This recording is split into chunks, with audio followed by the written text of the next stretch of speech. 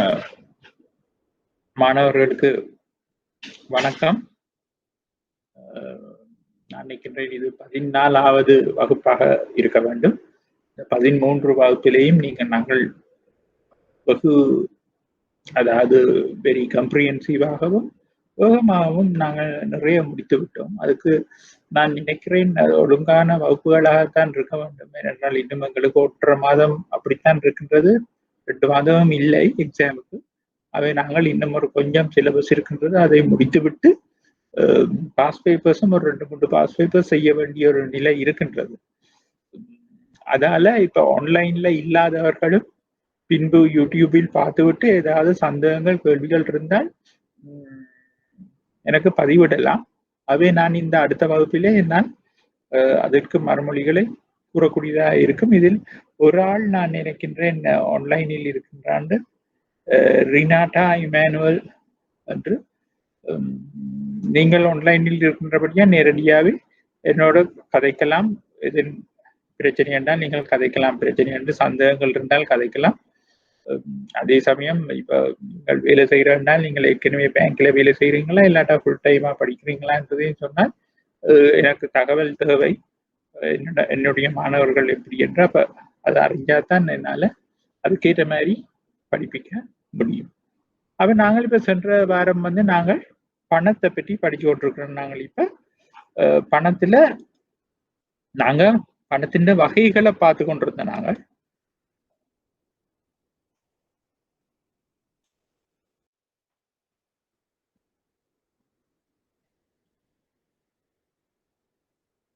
அப்ப அதை நாங்கள் ஒரு மேலோட்டமா பார்த்து கொண்டு அப்புறம் நிச்சயத்தை பார்த்து கொண்டு போகலாம். நான் நினைக்கிறேன் பணத்தின் கேள்வியை தீர்மானிக்கும் காரணிகள், பாதுகாப்பு நோக்க கேள்வி படிச்ச நாங்கள், கேள்வியை தீர்மானிக்கும் காரணிகளும் படிச்ச நாங்கள், பணத்தின் வகைகள் படிச்சிட்டோம், போலி பணம், தவணை பணம், அதுகள் எல்லாம் படிச்ச நாங்கள்.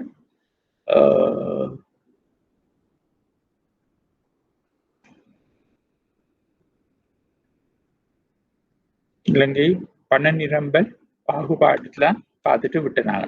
அப்ப அதுல இருந்து துவங்குவோம். அப்ப இந்த பண நிரம்பல் பாகுபாடு என்று சொல்றது என்னென்ன மாதிரியான பணம் பணப்புழக்கத்துல இருக்கிறதுக்கு நாங்கள் ஒவ்வொரு பேர்களை வச்சிருக்கிறோம். அது உங்களுக்கு தெரியும். மிக குறுகிய பண நிரம்பல் என்றால் M0, குறுகிய பண நிரம்பல் என்றால் அந்த தாழ் நாணயங்கள், குச்சி தாழ் நாணயங்களோட நாங்கள் வர்த்தக வங்கியில் இருக்கிற கேள்வி வைப்புகளை நாங்கள் சேர்க்கிறோம். அது M1 என்று சொல்லுகின்றோம்.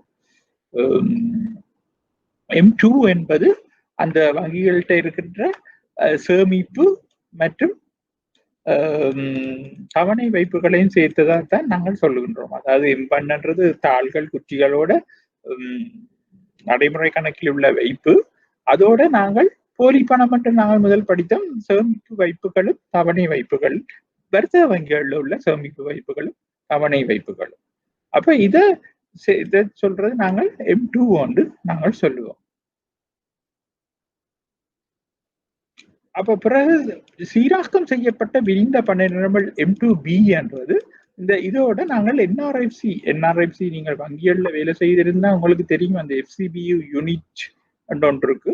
அப்ப அதுல இருக்கிற காசையும் நாங்கள் பண நிரம்பலுக்குள்ள எடுக்கிறோம். அதே சமயம் NRFC என்றது நான் ரெசிடென்ஸ் ஃபாரின் கரன்சி என்று சொல்றது. அதாவது வதியாதார் சேமிப்பு வைப்பு, வதியாதார் வைப்பு, நிதியான வைப்பு, சேமிப்பு வைப்பு, அது வெளிநாட்டு நாணயத்திலே இருக்கு. அப்ப அதையும் சேர்த்தா எங்களுக்கு வர்றது M2B. அப்ப அடுத்தது M4ன்றது இந்த நிதி கம்பெனிகள்ல உள்ள வைப்புகளையும் M2Bயோட சேர்த்துட்டா வர்றது M4 என்ற பண நிரம்பல். அப்ப இதுல ஒரு உதாரணம் இருக்கிறது. நான் நினைக்கிறேன் நீங்கள் முதலில் செய்திருப்பீங்க என்று.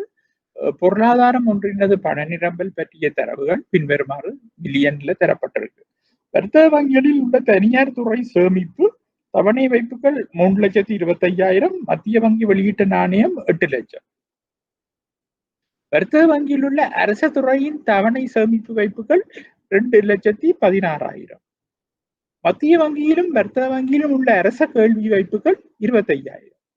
வர்த்தக வங்கிகளுக்கு இடையிலான கேள்வி வைப்புகள் 1,20,000. அரச மத்திய வங்கியிடம் உள்ள நாணயம் 15,000. வர்த்தக வங்கிகளிடம் உள்ள நாணயம் 20,000. மத்திய வங்கி வர்த்தக வங்கிகளிடம் உள்ள மொத்த கேள்வி வைப்புகள் 72,000. அப்ப மிக குறுகிய பண நிரம்பல், வங்கி பணம், குறுகிய பண நிரம்பல், விரிந்த பண நிரம்பல காணுகண்டா உங்களால அது செய்யலும் தானே. இப்ப இதுல நீங்கள் விளங்கிக் கொள்ளணும் என்னென்று சொன்னால், மத்திய வங்கியில உள்ள வைப்பில இருக்கிறவர்கள் கணக்கில் எடுக்கப்படாது. அரச வங்கிகள்ல இருக்கிறதும் அரசாங்கத்தினுடைய இதுகள் ஒன்றும் கணக்கில் எடுக்கப்பட மாட்டாது. வர்த்தக வங்கிகளுக்கு இடையே உள்ள வர்த்தக வங்கிகளின் கேள்வி வைப்புகளும் கணக்கில் எடுக்கப்பட மாட்டாது. அப்ப இதை விட்டு பொதுமக்களிடம் உள்ள பணமும் பொதுமக்களால் வர்த்தக வங்கிகளில் உள்ள கேள்வி வைப்புகள், நிலையான வைப்புகள், தவணை வைப்புகளும் பொதுமக்களால் நிதி கம்பெனிகள் வைக்கப்பட்டுள்ள தவணை வைப்புகளும் தான் அடங்கும். அப்ப நீங்கள் வடிவா அந்த MO, M1, M2, M2B, M4 என்றதை பார்த்துட்டு இதுல சில நேரங்கள்ல உங்களுக்கு கணக்கிட வேண்டி இருக்கும். உதாரணமா மத்திய வங்கி வர்த்தக வங்கிகளிடம் உள்ள மொத்த கேள்வி வைப்புகள் 72,000 என்றா இதுல மத்திய வங்கியிலும் வர்த்தக வங்கியிலும் உள்ள அரச கேள்வி வைப்புகள் இருக்கின்றது. அதை கழிக்கணும். விளங்குதா? அதை கழிச்சுத்தான் நாங்கள் பார்க்கணும். ஆகவே அதை நீங்கள் செய்வீர்கள் என்று நான் நினைக்கின்றேன். பண நிரம்பலை தீர்மானிக்கும் காரணிகளை நாங்கள் பிறகு பார்ப்போம். அப்போ சட்டப்பணம் வெளியீட்டு மட்டம். அப்போ நாட்டினது சட்டப்பண வெளியீடு அதிகரிக்கின்ற போது பணப்புழக்கம் அதிகரிக்கின்றது. பண நிரம்பல் அதிகரிக்கும், மாறாக சட்டப்பண வெளியீடு குறைவடைகின்ற போது பண நிரம்பல் குறைவடையும். அப்போ எங்கள் சட்டப்பணம் என்று நாங்கள் சொல்றது முக்கியமா மத்திய வங்கியால வெளியிடப்படுகின்ற குற்றிகள், தாள்களை தான் நாங்கள் இதுல சொல்றோம். அப்ப சட்டப்பணம் வெளியீடு அதிகரிக்கின்ற போது பணப்புழக்கம் அதிகரிக்கின்றது, அதாவது பண நிரம்பல் அதிகரிக்கும். மாறாக அந்த வெளியீடு குறைகின்ற போது பண நிரம்பல் குறையும்.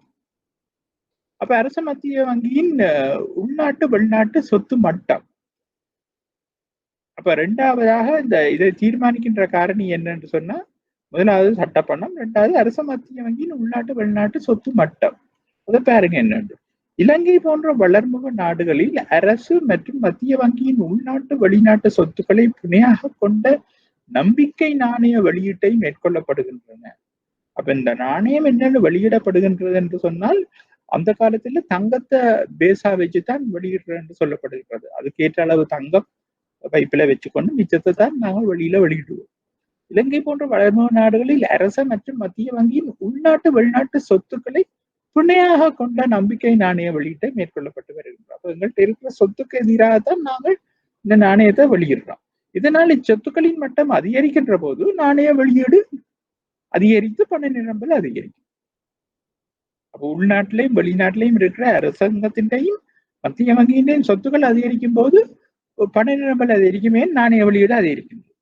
இச்சொத்துக்களின் மட்டம் குறைவடையும் போது பண நிரம்பல் குறைவடையும். அடுத்தது வணிக வங்கிகளின் கொடுகடனாக்கம். அப்ப வணிக வங்கிகளின் கொடுகடனாக்கம் என்றது நாங்கள் இனி படிப்போம். வங்கியில ஏற்கனவே வங்கியில வேலை செய்கிற ஆக்கள் என்று சொன்னா உங்களுக்கு தெரிஞ்சிருக்கும். அதாவது நாங்கள் வணிக வங்கிகள கொடுகடனாக்கத்தாலையும் பண நிரம்பல் கூடுகின்றது. வணிக வங்கிகள கொடுகடனாக்கம் என்னென்று அதிகரிக்கின்றது என்பதை நாங்கள் பிறகு டீட்டெயிலா பார்ப்போம். வங்கிகள் என்ற செக்ஷனுக்குள்ளே பார்க்க அதை நாங்கள் பார்ப்போம். அப்ப இப்ப நாங்கள் சொல்றது என்னன்னு சொன்னா, வணிக வங்கிகள்கிட்ட நடைமுறை வைப்பு, கரண்ட் அக்கௌண்ட்ஸ் சொல்லி பொதுமக்கள் காசை வைக்கணும், வச்சு போட்டு காசோலை கொடுப்பனவுகளை செய்யணும். அப்ப அப்படி அந்த காசோலை கொடுப்பனவுகளை செய்யும் பொழுது அந்த காசோலை கொடுப்பனவு வேறொரு வங்கியில கொண்டு போய் வைப்பு செய்யும் பொழுது, அதாவது இன்னொரு நடைமுறை கணக்குல வேறொரு வங்கியில கொண்டு போய் வைப்பு செய்யும் பொழுது அந்த பணம் என்றது எடுபடாமல் பணம் எவ்வாறு மேலும் உருவாகின்றது என்றது இந்த கொடுகடனாக்கத்துக்குள்ளால இருக்கின்றது. அப்ப அதை நாங்கள் பிறகு படிப்போம். அவை நீங்கள் இப்ப பார்த்து கொள்ள வேண்டியது, வணிக வங்கிகளின் கடனாக்கம் அதிகரிக்கின்ற போது பண நிரம்பல் அதிகரிக்கும், கடனாக்கம் குறைவடைகின்ற போது நாட்டின் பண நிரம்பல் குறைவடையும். அடுத்தது அரசின் காசு கையிருப்பு மட்டம். பல்வேறு பொருளாதார தேவைகள் கருதி அரசினால் காசு கையிருப்பு போடப்படுகின்றது. ஏதாவது அரசாங்கத்துக்கும் ஒவ்வொரு டிபார்ட்மெண்ட்கள் இருக்கு, அமைச்சுக்கள் இருக்கு, அதுகளுக்கு செலவு இருக்கு. அப்ப அந்த செலவுகளை வச்சு கொள்ளணும்ன்றதுக்காக காசாவும் வச்சிருப்பினும் ஒவ்வொரு நாளும் கொஞ்சம் கொஞ்சம் காசுகளை இதற்கு அமைவாக அரசிடம் காசு கையிருப்பு போடப்படுகின்றது. இதற்கு அமைவாக அரசிடம் காணப்படுமாயின் புதிய நாணயங்களை வெளியிட வேண்டிய அவசியம் ஏற்படாது. அப்ப இப்படியான காசு கையிருப்பு இருக்கும் என்று சொன்னா புதிய நாணயங்களை வெளியிட வேண்டிய அவசியம் ஏற்படாது. ஆனா காசு கையிருப்பு மட்டும் குறையுமாயின் தான் மத்திய வங்கி புதிய நாணயங்களை வெளியீடு செய்யும். இதனால் நாட்டின் பண நிரம்பல் அதிகரிக்கக்கூடிய சான்ஸ் இருக்கு. அப்ப காசு கையிருப்பு என்று சொல்றது என்னன்னு சொன்னா அரசாங்கத்துக்கு செலவழிக்கிறதுக்கு இருக்கிற காசு ஏற்கனவே இருக்கும் என்று சொன்னால் அந்த செலவுகள் அதுகள் இதழ்களும் மற்றது ப்ரொஜெக்டுகளுக்கு கொடுக்க கொள்ள காசு இருக்கும் என்று சொன்னால் இந்த பிரச்சனை வராது. காசு இல்லைன்னா தான் மத்திய வங்கியினூடாக புதிய நாணயங்கள் வெளியிட வேண்டி இருக்கும். அடுத்தது நிதிசார் வெளிநாட்டு கடன்கள். அரசு பல்வேறு பொருளாதார தேவைகள் கருதி அந்நிய செலாவணி வடிவிலான வெளிநாட்டு கடன்களை பெற்றுக் கொள்கின்றன. அந்நியன்றது அந்த மற்ற என்னன்னாவும் நீனாவும் பெறணும். அரச பல்வேறு பொருளாதார தேவைகள் கருதி அந்நிய செலாவணி வடிவிலான வெளிநாட்டு கடன்களை பெற்றுக் கொள்கின்றது போது நாட்டினது வெளிநாட்டு ஒதுக்கங்கள் அதிகரிப்பதனால் அதனை பிணையாக கொண்ட மத்திய வங்கியின் நம்பிக்கை நாணய வெளியீடு அதிகரித்து பண நிரம்பல் அதிகரிக்கும். அப்ப என்ன நடக்கின்றது? இப்ப அரசாங்கம் கடன் எடுக்கும் பொழுது, வெளிநாட்டிலிருந்து கடன் எடுக்கும் பொழுது வெளிநாட்டு கடன்கள் கூடுகின்றது. அப்ப எங்களுக்கு ஒரு வெளிநாட்டு ஒதுக்கம் ஒன்று வருகின்றது. வெளிநாட்டு அந்நிய செலாவணி வரைக்க அது மத்திய வங்கியின் வெளிநாட்டு பண ஒதுக்கத்தை கூட்டும். அப்ப நாங்கள் இப்ப உதாரணத்துக்கு $1000 வருகுதுன்னு சொன்னா அந்த $1000 மத்திய வங்கி வச்சுக்கொண்டு அதுக்கு இணையாக உதாரணமா $186 சொன்னா $1000க்கு $1,86,000 இலங்கை காசுல கொடுக்கணும். அப்ப அந்த அரசாங்கத்துக்கு இலங்கை காசுல கொடுக்க அந்த $1000 வச்சுக்கொண்டு $1000 வச்சுக்கொண்டு கொடுக்க $1,86,000 உள்நாட்டுல பண நிரம்பல் அதிகரிக்கின்றது. அதைத்தான் இதுல சொல்லப்படுது. அதுதான் அதன் பிணையாக கொண்ட மத்திய வங்கியின் நம்பிக்கை நாணய வெளியீடு அதிகரித்து பண நிரம்பல் அதிகரிக்கும். அடுத்தது மத்திய வங்கியின் பண கொள்கை. அப்ப மத்திய வங்கிகிட்ட ஒரு பண கொள்கை ஒன்று இருக்கின்றது. மத்திய வங்கியின் பண கொள்கை பண நிரம்பலை குறைக்கக்கூடிய விதத்தில் முன்னெடுக்குமாயின் பண நிரம்பல் குறைவடையும். மாறாக இக்கொள்கை பண நிரம்பலை அதிகரிக்கக்கூடிய விதத்தில் முன்னெடுக்கப்படுமாயின் பண நிரம்பல் அதிகரிக்கும். அப்ப இது என்னென்று நாங்கள் கூட்டி குறையும் என்பதை நாங்க வங்கிகளுக்குள்ள அப்புறம் நாங்க மத்திய வங்கியும் கொஞ்சம் படிப்போம். அப்ப அதுக்குள்ள நாங்கள் இதை பார்ப்போம் விளக்கமா. இப்ப நீங்கள் நினைச்சுக்கொள்ளுங்க, மத்திய வங்கி பண கொள்கை ஒன்று இருக்கு, நாணய கொள்கை. அந்த நாணய கொள்கையில மானிட்டரி பாலிசி என்று சொல்லுவாங்க. அந்த நாணய கொள்கையில பண நிரம்பலை குறைக்கக்கூடிய விதத்தில் இருக்குமெண்டா அது பண நிரம்பலை குறைக்கும். பண நிரம்பலை அந்த கொள்கை கூட்டணும் நினைச்சதுன்னா அது பண நிரம்பல் கூடும். அப்ப இப்போதைக்கு நீங்கள் இதை மட்டும் விளங்கிக் கொள்ளுங்க. நாங்க வங்கியில் படிக்க அதை பற்றி படிக்கலாம். அப்ப இப்ப அடுத்தது பண நிரம்பலுக்கும் பொது விலை மட்டத்திற்கும் இடையிலான தொடர்பு. பண நிரம்பலுக்கும் பொது விலை மட்டத்திற்கும் இடையிலான தொடர்பு என்று சொல்லும் பொழுது இப்ப நாங்க கொஞ்சம் கொஞ்சமா இப்போ நாங்கள் ஒரு சிஸ்டத்துக்குள்ள வாரோம். அதாவது பணத்தை பற்றி படிக்கிறோம், பணத்துக்கான கேள்வியை பார்த்தோம், பண நிரம்பலை பார்க்கிறோம். இப்ப அந்த பண நிரம்பலால எங்களுக்கு பொது விலை மட்டங்கள் ஒன்று கதையை கதைக்கிறோம். அதாவது இன்ஃபிளேஷன், பணவீக்கம். அப்ப பண நிரம்பலுக்கும் பணவீக்கக்கும் இடையிலான தொடர்பை தான் நாங்கள் இதுல சொல்றோம் பொது விலை மட்டம். அப்ப பணவீக்கம் என்ன? பொது விலை மட்டம். பொது விலை மட்டம்ன்றது எல்லா பொருட்கள் சேவைகள விலைகள் நாட்டில சமூகத்துல இருக்கிற பொருட்கள விலைகள் தொடர்ச்சியாக அதிகரித்து செல்லுமாயின் அதை நாங்க பணவீக்கம் என்று சொல்லுவோம். ஆகவேதான் நாங்கள் இப்ப அந்த பணவீக்கத்துக்கு போகும் முதல் பொது விலை மட்டத்துக்கும் இடையிலான தொடர்பு. பணவீக்கம் என்பது பொது விலை மட்டம் தொடர்ச்சியாக அதிகரித்து செல்வதுதான் பணவீக்கம். அப்ப இப்ப பார்ப்போம், பொதுவாக பண நிரம்பலுக்கும் பொது விலை மட்டத்திற்கும் இடையே நேர்கணிய தொடர்பு நிலவுவதாக கூறப்படுகின்ற போது பொதுமக்களிடம் பணப்புழக்கம் அதிகரிக்கும். நேர்கணிய தொடர்பு தான் எப்பவும் பண நிரம்பல் கூடும் பொழுது பொது விலை மட்டம் கூடும். அதை நீங்கள் நினைச்சுக்கணும். அடுத்த செக்ஷன்ல நாங்கள் அதை பார்க்க போறோம். பண நிரம்பல் கூடேக பொது விலை மட்டம் கூடும். அப்ப இங்க அதுக்கு பண நிரம்பலுக்கும் பொது விலை மட்டத்துக்கும் இடையே நேர்கணிய தொடர்பு ஒன்று நிலவுகின்றது. அப்ப இப்படியான சந்தர்ப்பத்துல எங்களுக்கு பணப்புழக்கம் அதிகரிக்கும். எனவே பண நிரம்பலும் பொது விலை மட்டமும் அதிகரிக்கும். இப்ப பண நிரம்பலும் அதிகரிக்கும், பொது விலை மட்டமும் அதிகரிக்கும். எனவே பண நிரம்பலுக்கும் பொது விலை மட்டத்துக்கும் இடையிலான தொடர்பு நேர்கணியமானது எனலாம். எவ்வாறாயினும் பண நிரம்பலுக்கும் பொது விலை மட்டத்திற்கும் இடையே எத்தகைய தொடர்பு நிலவுகின்றது என்பதை விளக்குவதற்கு பொருளியலாளர்களால் பின்வரும் 2 விதமான கோட்பாடுகள் முன்வைக்கப்படுகின்றது. ஒன்று நாணய கணிய கோட்பாடு, மற்றது காசு நிலுவை கோட்பாடு. அப்ப நாணய கணிய கோட்பாடு தான் அந்த MV = PT என்று சொல்றது, ஃபிஷர்ஸ் தியரி என்று சொல்றது. ஒரு நாட்டினது பண நிரம்பலுக்கும் பொதுவிலை மட்டத்திற்கும் இடையே எத்தகைய தொடர்பு நிலவுகின்றது என்பதனை விளக்குவதற்கு பேராசிரியர் ஃபிஷர் என்பவரினால் முன்வைக்கப்பட்ட கோட்பாடே நாணய கணிய கோட்பாடாகும். இக்கோட்பாட்டின்படி பண நிரம்பலுக்கும் பொதுவிலை மட்டத்துக்கும் இடையே தொடர்பை விளக்க இவர் பின்வரும் சமன்பாட்டினை முன்வைத்துள்ளார். அதாவது M என்றது பண நிரம்பல், B என்றது பணத்தின் சுற்றோட்ட வேகம், வெலோசிட்டி என்று சொல்லுவோம். பணம் அந்த ஒரு இன்னொருத்தர் போய் போய் போய் போய் பிறகு திரும்பி திரும்பி வாடுறது. ஒருத்தர்கிட்ட கையில அப்படி நான் வீட்டை கொண்டு போய் 10 ரூபாய் காசை வச்சிருக்காம நான் கடையில ஒரு சாமான் பண்றேன், அப்புறம் அந்த கடையில கடைக்காரர் அந்த 10 ரூபாய் கொடுத்து வேற ஒரு சாமான் பண்றேன், அந்த 10 ரூபாய் அப்படியே இத்தனை இடங்களுக்கு போய் வருகுதுன்றதுதான் பணத்தின் சுற்றோட்ட வேகம் என்றது. அப்ப P என்றது பொது விலை மட்டம், T என்பது பொருட்கள் சேவைகளின் அளவு. அப்ப MV = PT என்றதுதான் அந்த ஃபிஷர்ஸ் தியரி நாணய கணிய கோட்பாட்டுல சொல்லப்படுகின்றது. பண நிரம்பலை, அதாவது M என்பதை சுற்றோட்ட வேகத்தினால் பெருக்க பெறப்படுவது பொருளாதாரத்தின் மொத்த பண நிரம்பல் என்று சொல்லலாம். அதாவது இருக்கிற பண நிரம்பலை, காசு பணம் இருக்கிறவங்களோட பண நிரம்பலை அதை நாங்கள் அப்படியே எண்ணக்கூடாது. அது ஒவ்வொருத்தர்கிட்ட கைமாறி ஒரு நாளைக்கு ஒரு 10 ரூபா 100 பேர்கிட்ட கைமாறும் என்று சொன்னா அந்த 100ஆல அதை பெருக்கினா தான் எங்களுக்கு மொத்த பண நிரம்பல் தெரியும்.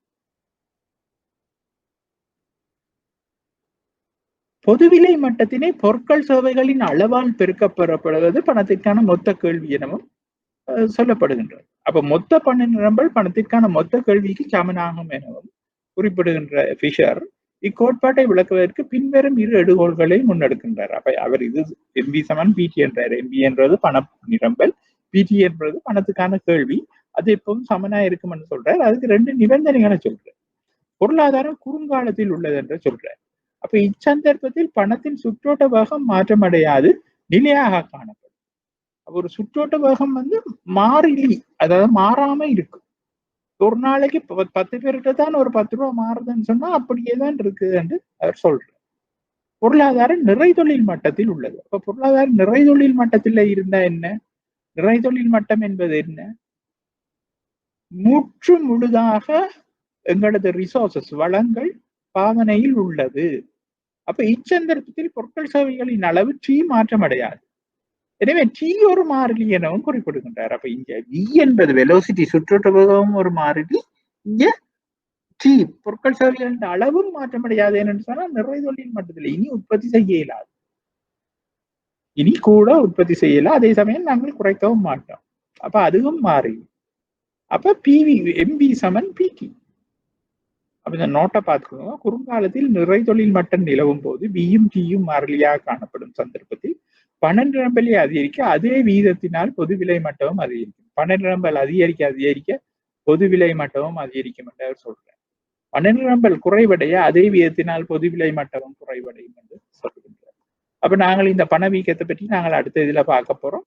அதால நீங்கள் இத சிம்பிளா பாருங்க. அடுத்த சாப்டரையும் படிக்க எங்களுக்கு ஆட்டோமேட்டிக்கா எல்லாம் விளங்கும். அப்ப நாணய கணிய கோட்பாட்டின் குறைபாடுகள்.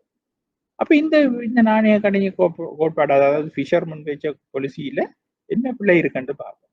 இவரது கோட்பாட்டின்படி மொத்த பண நிரம்பல் பணத்துக்கான மொத்த கேள்விக்கு சமன் என்பதை ஏற்றுக்கொள்ள முடியாது. ஏனெனில் பணம் ஒரு பெருமான திரட்டு சாதனமாக ஏற்படுவதனால் பண நிரம்பலின் கணிசமான பகுதி சேமிக்கப்படுகிறது. அதனை இவர் கருத்துல கொள்ளலையா. அப்ப உங்களுக்கு விளங்கணும். பணத்திற்கான கேள்வியில நாங்கள் என்ன சொல்றோம்? பணத்தை நாங்க உத்தேச நோக்கத்துக்காகவும் பயன்படுத்துறோம், பாதுகாப்பு நோக்கத்துக்காகவும் பயன்படுத்துறோம், மற்றது கொடுக்கல் வாங்கல் நோக்கத்துக்காகவும் பயன்படுத்துறோம். அப்ப இவர் இங்க சொல்லப்படுறது கொடுக்கல் வாங்கல் நோக்கத்துக்காகத்தான் நாங்கள் ஒவ்வொரு நாளும் காசு செலவழிப்போம். பாதுகாப்பு நோக்கத்துக்காக இருக்கிற காசை நாங்கள் சேமிச்சு வச்சிருக்கோம். உத்தேச நோக்க கேள்விக்குரிய நேற்று படிச்சிருப்பீங்க போன கிளாஸ்ல. அதையும் நாங்கள் உடனடியா செலவழிக்க மாட்டோம். வேற வகையில சொல்ல போனா எங்களோட சேமிப்பு வெலோசிட்டிக்குள்ள போகாது. காசா நாங்கள் வச்சிருப்போம். அப்ப இவருண்ட எடுகோள்ல சின்ன சின்ன குறைபாடுகள் இருக்குன்றதையும் சொல்லிக் கொள்ளலாம் என்று சொல்றேன். அப்ப இவரது எடுகோளின்படி குறுங்காலத்தில் பணத்தின் சுற்றோட்ட வேகம் மாறிலியாக காணப்படும் என்பதனை ஏற்றுக்கொள்ள முடியாது. ஏனெனில் குறுங்காலத்தில் யுத்தம், இயற்கை அனர்த்தங்கள் போன்ற காரணிகளாலும் ஏமாற்றமடையும் என்றது இல்லை, மாற்றமடையும் என்று வெட்டி விடுங்க. என்னாவ காரணங்களினால் மாற்றமடையும் என்றதை மட்டும் போட்டுக்கிறாங்க. அடுத்தது, பொருளாதாரம் நிறைதொழில் மட்டத்தில் உள்ளது என்பது நடைமுறைக்கு ஒவ்வாத விஷயமாகும். எனவே நடைமுறையில் இல்லாத ஒரு விடயத்தினை எடுகோளாக எடுப்பது ஒரு குறைபாடா. அப்போ நிறைதொழில் மட்டம் என்பதை நாங்கள் பார்க்கணும். எத்தனை நாட்டில் நிறைதொழில் மட்டம் இருக்கு? நாங்கள் இப்ப எல்லா நாட்டுக்கும் நாங்கள் ஒரு 12 விலை பார்க்கணும், பொது விலை மட்டத்துக்கு உள்ள தொடர்பை பார்க்கணும்னா MB7 போடையக்க நாங்கள் சி நிறைதொழில் மட்டத்தில் இருக்குன்னு எல்லா நேரத்திலையும் சொல்லலாது. குறைதொழில் மட்டத்திலையும் இருக்கலாம், குறுங்காலத்துல கூட அது மாற்றமடைஞ்சு கொண்டிருக்கலாம். பொருட்கள் சேவைகளோட உற்பத்தி. இவரது முடிவின்படி 12 அதிகரித்தாலே பொதுவிலை மட்டம் அதிகரிக்கும் என்னும் கூற்றையும் ஏற்றுக்கொள்ள முடியாது. ஏனெனில் யுத்தம், பொருள் தட்டுப்பாடு போன்ற சந்தர்ப்பங்களிலும் 12 அதிகரித்தாலும் பொது விலை மட்டம் அதிகரிக்கின்றது. பொது விலை மட்டம் அதிகரிக்கின்றது. அப்ப வேற காரணிகளாலை, அதாவது 12 அதிகரிச்சா பொது விலை மட்டம் அதிகரிக்கும் என்பது உண்மை. ஆனா பொது விலை மட்டம் அதிகரிக்கிறதுக்கு 12 மட்டும் காரணம் இல்லை என்றதுதான் இதுல சொல்லப்படுது. பொருட்களுக்கு தட்டுப்பாடு ஏற்பட்டு இப்ப கிட்டடியில நடந்த கொரோனா பிரச்சனையில பாருங்க, கடவுளேண்டி இலங்கையில ஒப்பீட்டு ரீதியில பெரிய பொருள் தட்டுப்பாடு வர இல்லை. அப்படி பொருள் தட்டுப்பாடு வந்திருந்தா என்ன நடந்திருக்கும்? விலைகள் அதிகரிச்சிருக்கும். என்னன்னு சொன்னா காசு இருக்குது எங்கள்கிட்ட, சாமானி இல்லை. அப்ப நாங்க பொருட்களுக்கான கேள்வியை கூட்டிக் கொண்டு போவோம். சரிதானே? அப்ப பணத்தின் சுற்றோட்ட வேகம், அப்ப இந்த வெலோசிட்டியை எப்படி பாக்குறேன்னு பார்ப்போம். குறிப்பிட்ட காலப்பகுதியில் ஒரு அலகு நாணயம் இறுதி பொருட்கள் சேவைகளின் கொடுக்கல் வாங்கல்களுக்கு எத்தனை தடவைகள் பயன்படுத்தப்படுகின்றது என்பதுவே பணத்தின் சுற்றோட்ட வேகம் எனப்படும். பொது விலை மட்டத்தினை பொருட்கள் சேவைகளின் அளவால் பெருக்கப்படுகின்ற பேரளவு மொத்த தேசிய வருமானத்தை 12 பிரிப்பதன் மூலம் பணத்தின் சுற்றோட்ட வேகம் கணிக்கப்படலாம். அப்ப பணத்தின் சுற்றோட்ட வேகம் எப்படி கணிக்கப்படலாம் என்று சொல்லிக்கணும்னா, மொத்த தேசிய வருமானத்தை 12 பிரிச்சா அந்த வெலோசிட்டி வரலாம். அதாவது பிடி என்பதுதான் மொத்த தேசிய வருமானம் என்று சொல்லுவோம். அதை எம்மால பிரிச்சா வி கிடைக்கும். அப்ப எம்பி சமன் பிடிக்கு கீழே எம்ம கொண்டு போனா வி வரும். பிடிக்கு கீழே விய கொண்டு போனா எம் வரும். அந்த ஈக்குவேஷன்ல நாங்கள் எப்படி போட்டாலும் அதை பார்த்து கொள்ளலாம். பணத்தின் சுற்றோட்ட வேகத்தினை தீர்மானிக்கின்ற காரணிகள் பொது விலை மட்டம். பொது விலை மட்டம் தீர்மானிக்கும். என்னன்னா விலை மட்டம் உயரேக்க நாங்கள் கூடுதலா காசுகளை பயன்படுத்த வேண்டியிருக்கு.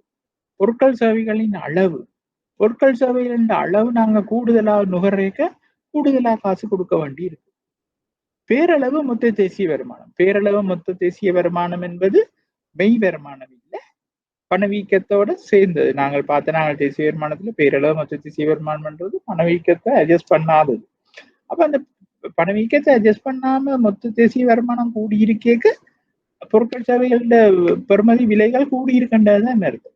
அப்படியான நேரத்துல எங்களுக்கு பண சுற்றோட்டத்தின் வேகம் கூடுதலா இருக்கும், இல்லாட்டா குறைவா இருக்கும். அப்ப பண நிரம்பல் அதிகரிச்சிருந்தாலும் சுற்றோட்டம் கொஞ்சம் குறைவா இருக்கும். பண நிரம்பல் அதிகரிச்சிருக்கே சுற்றோட்டம் குறைவா இருக்கும், பண நிரம்பல் குறைவா இருக்கேக்க சுற்றோட்டம் கூடுதலா இருக்கும். அப்ப உத்தேச பண வீக்கத்திற்கும் எதிர்கால பணத்தின் சுற்றோட்ட வேகத்திற்கும் இடையிலான தொடர்பு.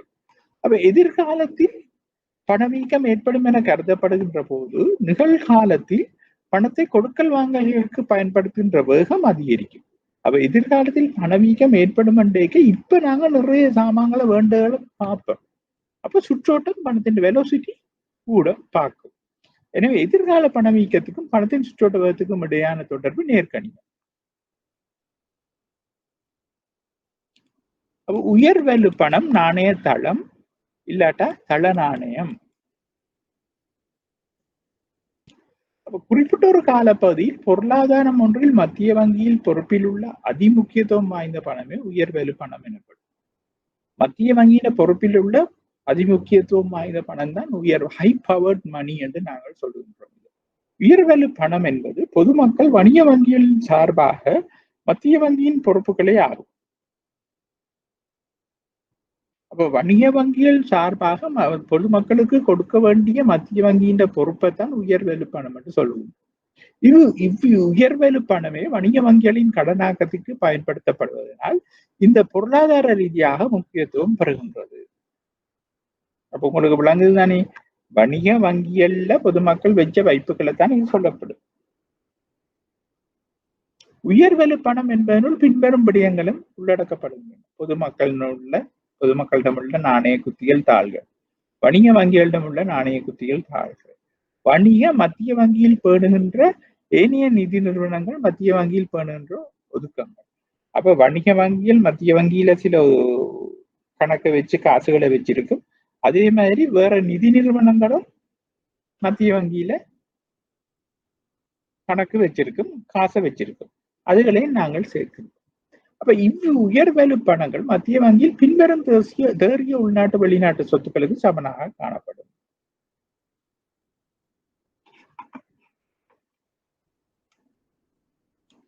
இது ஏதோ ஒன்று விடுபட்டுட்டதோ நம்ம தெரியல, பார்ப்போம்.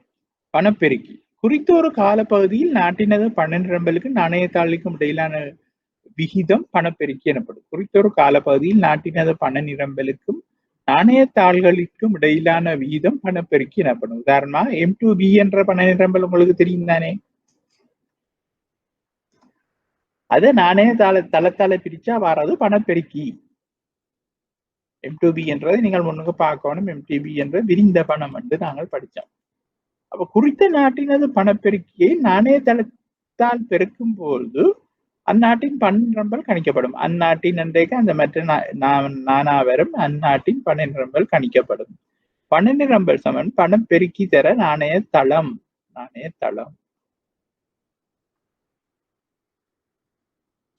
குறித்த ஒரு நாட்டின் பின்வரும் தகவல் உமக்கு தரப்பட்டுள்ளது. இந்த கணக்கை நீங்க பாருங்க. M வந்து 2000, பண சுற்றோட்டத்தின் வேகம் V, இல்ல V 100, உற்பத்தி அலகுகள் T 1000, பொது விலை மட்டம் யாது? அப்ப P நாங்கள் பார்க்கணும். அப்ப MB சமன் PT. P தெரியாது, T தெரியும். அப்ப M V ஆல பெருக்கி போட்டு T ஆல பிரிச்சு விட்டா P வரும்.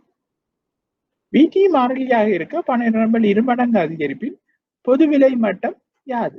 அப்ப M 2ஆல பெருக்கணும். M 2ஆல பெருக்கினா உங்களுக்கு P எவ்வளவுன்றது தெரியும். அப்ப இதோட எங்கட பணம் பண்றது முடிந்தது. நாங்கள் போன வகுப்பிலேயே இந்த பணத்தை நாங்கள் முடிச்சிருக்கோம். நாங்கள் கொஞ்சம் பிந்திட்டோம். அதனால பரவாயில்லை. நாங்கள் ஒரு அரை மணித்தியால கிளாஸ்ல மிச்சத்தை நாங்கள் முடிச்சிட்டோம். ஆகவே இப்ப நாங்கள் இதுக்கு அடுத்த சாப்டராக நாங்கள் போக வேண்டியது என்னன்னு சொன்னா பொதுவிலை மட்டம். அப்ப நாங்க அந்த பொதுவிலை மட்டத்துக்கு ஒருக்கா போவோம்.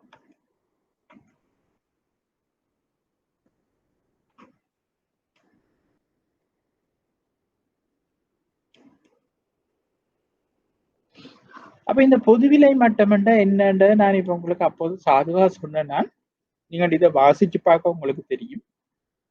எல்லா பொருட்கள் சேவைகளதும் விலைகள் கொஞ்சம் கொஞ்சமாக அல்லது படிப்படியாக உயர்ந்து கொண்டு செல்கின்ற தன்மை தான் பொதுவிலை மட்டம் என்று நாங்கள் சொல்லுவோம். படிப்படியாக உயர்ந்து செல்லுகின்ற சொன்னா அது பொதுவிலை மட்டம் உயர்ந்து செல்லுகின்றது அர்த்தம்.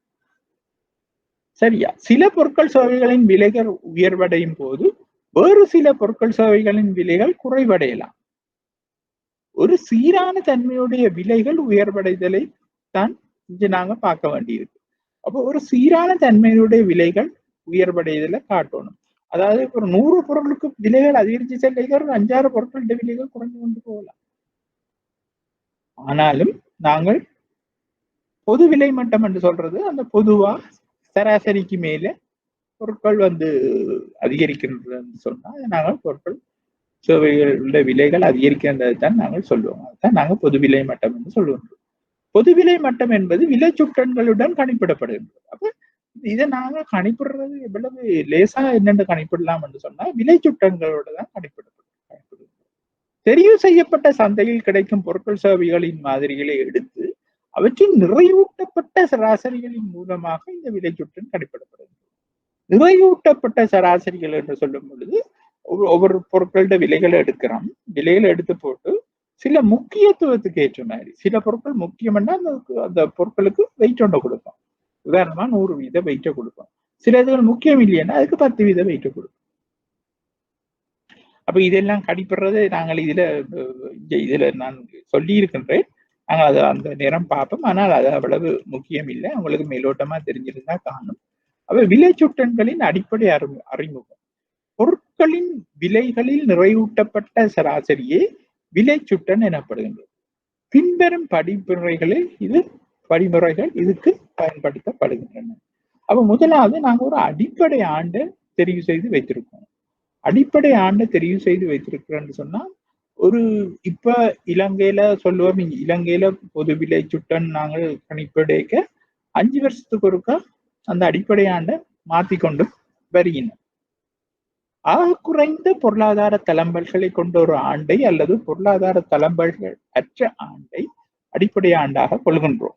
அப்ப ஆக குறைந்த பொருளாதார தளம்பல்கள் கொண்ட ஆண்டை. அப்ப பொருளாதார தளம்பல்னா ஏற்றங்கள் குறைஞ்ச ஒரு பேலன்ஸான ஒரு ஆண்டை நாங்க அதுக்குள்ள அடிப்படை ஆண்டா எடுத்தாதான் எங்களோட கணிப்பீடுகள் பெருசா பிழைக்காது. இப்ப நாங்கள் பெரிய ஏற்றரக்கம் உள்ள ஒரு ஆண்டை நாங்கள் அடிப்படை ஆண்டா எடுத்து வச்சுக்கொண்டு அடுத்த ஆண்டை ஒப்பிட வழி கிடைக்க அது பெரிய வேறுபாடுகளை காட்டும். அது அடிப்படை ஆண்டைக்கு அதை 100 வச்சுக்கொள்வோம். அப்ப ஏனைய வருடங்கள் நிறைவூட்டப்பட்ட சராசரி இங்க இந்த அடிப்படை வருடத்துடன் ஒப்பிடப்படும். இப்ப அடுத்த வருஷம் பொருட்கள் சேவைகளோட விலை போன வருஷம் 100 இருக்குது, அடுத்த வருஷம் 120 என்று சொன்னா அவ போன வருஷத்தோட ஒப்படைக்க அடுத்த வருஷம் 2 வருஷத்துல 20 சுட்டனால அதிகரிச்சிருக்கு பொது விலை மட்டம் தான். அப்ப பொருட்களின் கூடையை தெரிவு செய்தல். அப்ப இந்த பொது விலை மட்டத்தை நாங்கள் கணிப்பிடுவதற்கு சில பொருட்களை நாங்கள் எடுத்துத்தான் அதுக்கு நிறைவூட்டுகின்றோம். சில பொருட்களை தெரிவு செய்யப்பட்ட மக்கள் அதிகமாக நுகருகின்ற பொருட்களை, அத்தியாவசியமான பொருட்கள் அப்படி இப்படி என்று எல்லாம் இருக்கும். அப்ப அதை நாங்க எடுக்க அதை நாங்க பாஸ்கெட் ஆஃப் குட்ஸ் என்று சொல்லுகின்றோம். அந்த பாஸ்கெட்டை நாங்கள் சரியா தெரிவு செய்யும். அப்ப மக்கள் அன்றாடம் என்னத்தை நுகர்வு செய்வினம் என்பதை பார்த்துத்தான் அந்த சுட்டனுக்குரிய பொருட்களை நாங்கள் தெரிவு செய்யும். உதாரணமா இப்ப சொசேஜ் என்ற ஒரு உணவுப் பொருள் இருக்குங்க. அது எல்லாரும் சாப்பிடுறது கொஞ்சம் மேல் வர்க்கம் அப்படி சொல்ல வரையில அது கொஞ்சம் ஒரு எக்ஸ்பென்சிவான ஐட்டம். அப்ப அதை நாங்கள் பொருட்கள் கூடைக்குள்ள அதை போட்டு விட்டோமே என்று சொன்னால் அது ஒரு சாதாரணமாக சாப்பிடுற சாப்பாடு இல்லை. அப்ப பொதுவா பெரும்பாலும் வேற என்னத்தை சாப்பிடுவோமோ அதைத்தான் நாங்கள் எடுத்து அந்த கூடையை தெரிவு செய்யணும். அந்த பொருட்கள் உள்ள கூடையைத்தான் நாங்கள் தெரிவு செய்யணும். சுட்டனா கணிப்படுறது எந்த நோக்கத்திற்காக விலை சுட்டன் பயன்படுத்தப்படுகின்றதோ அந்த நோக்கத்திற்காக இந்த கூடையில் உள்ள பொருட்கள் தெரிவு செய்யப்படும். உதாரணமா நான் இப்ப உங்களுக்கு சொன்னேன் என்று சொன்னா இப்ப நான் பொது விலை மட்டத்தை, அதாவது உணவுப் பொருட்கள் பொது விலை மட்டத்தை, காஸ்ட் ஆஃப் லிவிங், வாழ்க்கை செலவுண்ட சுட்டனை கணிப்பிடுறதுக்கு தான் இப்படியான சாப்பாட்டு சாமான்களை கணிப்பிடுறது. வியாபார பொருட்களுக்கான சுட்டன் சொன்னா அந்த வியாபார பொருட்களை தான் நாங்கள் உதாரணமா எடுப்போம். இப்ப இங்க பாருங்க, உதாரணமா கிராமிய மக்களின் வாழ்க்கை செலவை கணிப்பிடுவதாயின் அதற்கேற்ற வகையில் கிராமிய மக்கள் பயன்படுத்தும் பொருட்களை தெரிவு செய்ய வேண்டியுள்ளது. அப்ப கிராமிய மக்களோட வாழ்க்கை செலவை நாங்க கணிப்பிடுவதாயின் நான் சொன்ன மாதிரி அந்த சொசைட்டியை பார்க்க இயலாது. வேறொரு விடயத்தை தான் நாங்கள் பார்க்கணும். வேறொரு ஐட்டம்ஸ்.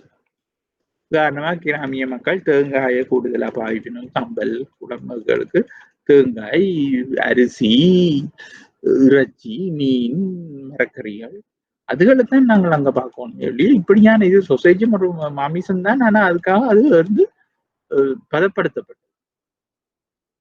சரி, இந்த நிறையூட்டல்கள் பொருட்கள் யாவும் நிறையூட்டப்படுவது அதன் முக்கியத்தை நுகர்வோர் எவ்வாறு கொடுக்கின்றனர் என்பதாகும். உதாரணமாக சாப்பாட்டு பொருட்களுக்கு 5 என்ற நிறையூட்டலையும் எரிபொருளுக்கு 2 என்ற நிறையூட்டலையும் அது திருத்திக் கொண்டு நிறையூட்டல் கொடுத்தால் எரிபொருளின் பயன்பாட்டிலும் சாப்பாட்டு பொருட்களுக்கு கூடுதலான முக்கியத்துவம் கொடுக்கப்படுகின்றது என்பது அர்த்தம். அவ உண்மையின்படி நாங்கள் எங்களோட வீட்டுல வந்து பொதுவா மக்கள் இலங்கையில இப்ப இலங்கையில எடுத்துக்கொள்ளும், இல்லாட்ட கொழும்பு எடுத்துக்கொள்ளும். என்றாலும் எரிபொருளுக்கு கொடுக்குற காசுலும் பார்க்க சாப்பாட்டுக்கு கொடுக்குற காசு கூடத்தானே. அப்ப நிறையூட்டத்துல சாப்பாட்டுக்கு கூட நிறையூட்டணும்ன்றது உண்மைதானே. அதைத்தான் இதுல சொல்லப்படுகின்றது. அப்ப அடுத்ததாக புவியியல் ரீதியான மக்கள் தெரிவு செய்யப்படுது. அப்ப இந்த உதாரணமா இலங்கை எடுத்துக்கொண்டாலும் இலங்கையில எந்த புவிசார் இடத்தை தெரிவு செய்து அது அங்க இருக்கிற மக்களை எடுக்கணும்ன்றதும் ஒரு முக்கியத்துவம் இந்த சுட்டெண்ணை தயாரிக்க. அப்ப இங்க நாங்க வந்து பாக்குறோம் வந்து விளைச்சுட்டன் தயாரிப்புக்கு பொருந்துகின்ற புவிசார் இடத்தை தெரிவு செய்து மக்களை தெரிவு செய்ய வேண்டும் என்றைக்கு இலங்கையில வந்து உதாரணமாக கொழும்பு நுகர்வோர் விளைச்சுட்டன் ஒன்று. இதை தெரிவு செய்யும் போது கொழும்பு மாநகர பிரதேசம் தெரிவு செய்யப்படல. கொழும்பு முனிசிபல் கவுன்சிலுக்குள்ளதான் அங்குள்ள மார்க்கெட்ல தான் போய் அந்த கொழும்பு நுகர்வோர் விளைச்சுட்டன்னு நான் கணிப்பிடுவேன். அப்போ நான் இந்த விஷயத்தை நான் உங்களுக்கு சொல்ல விரும்புகிறேன். கொழும்பு விலை சுட்டன், கொழும்பு நுகர்வோர் விலை சுட்டன் என்பது ஒரு பொருள் வாழ்க்கை செலவு அதிகரிப்பை பற்றி கணிப்பிடுறதுக்குரிய ஒரு சுட்டன். அப்ப இந்த சுட்டனை இலங்கையில என்ன சென்சஸ் அண்ட் ஸ்டாட்டிஸ்டிக்ஸ்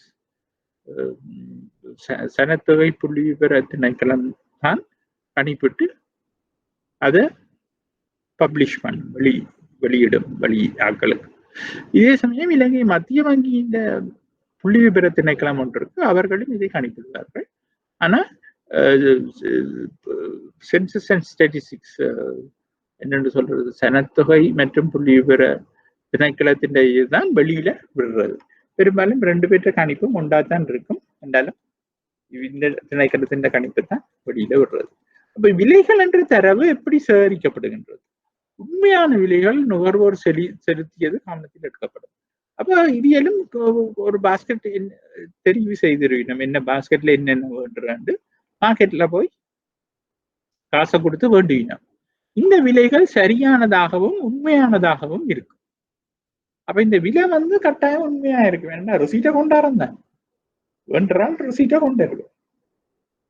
அப்ப இந்த புள்ளி விவர சமன்பாடு என்னென்று செய்யப்படுகின்றது சொன்னால் sum of delta P1 into Q0 divided by delta P0 into Q0.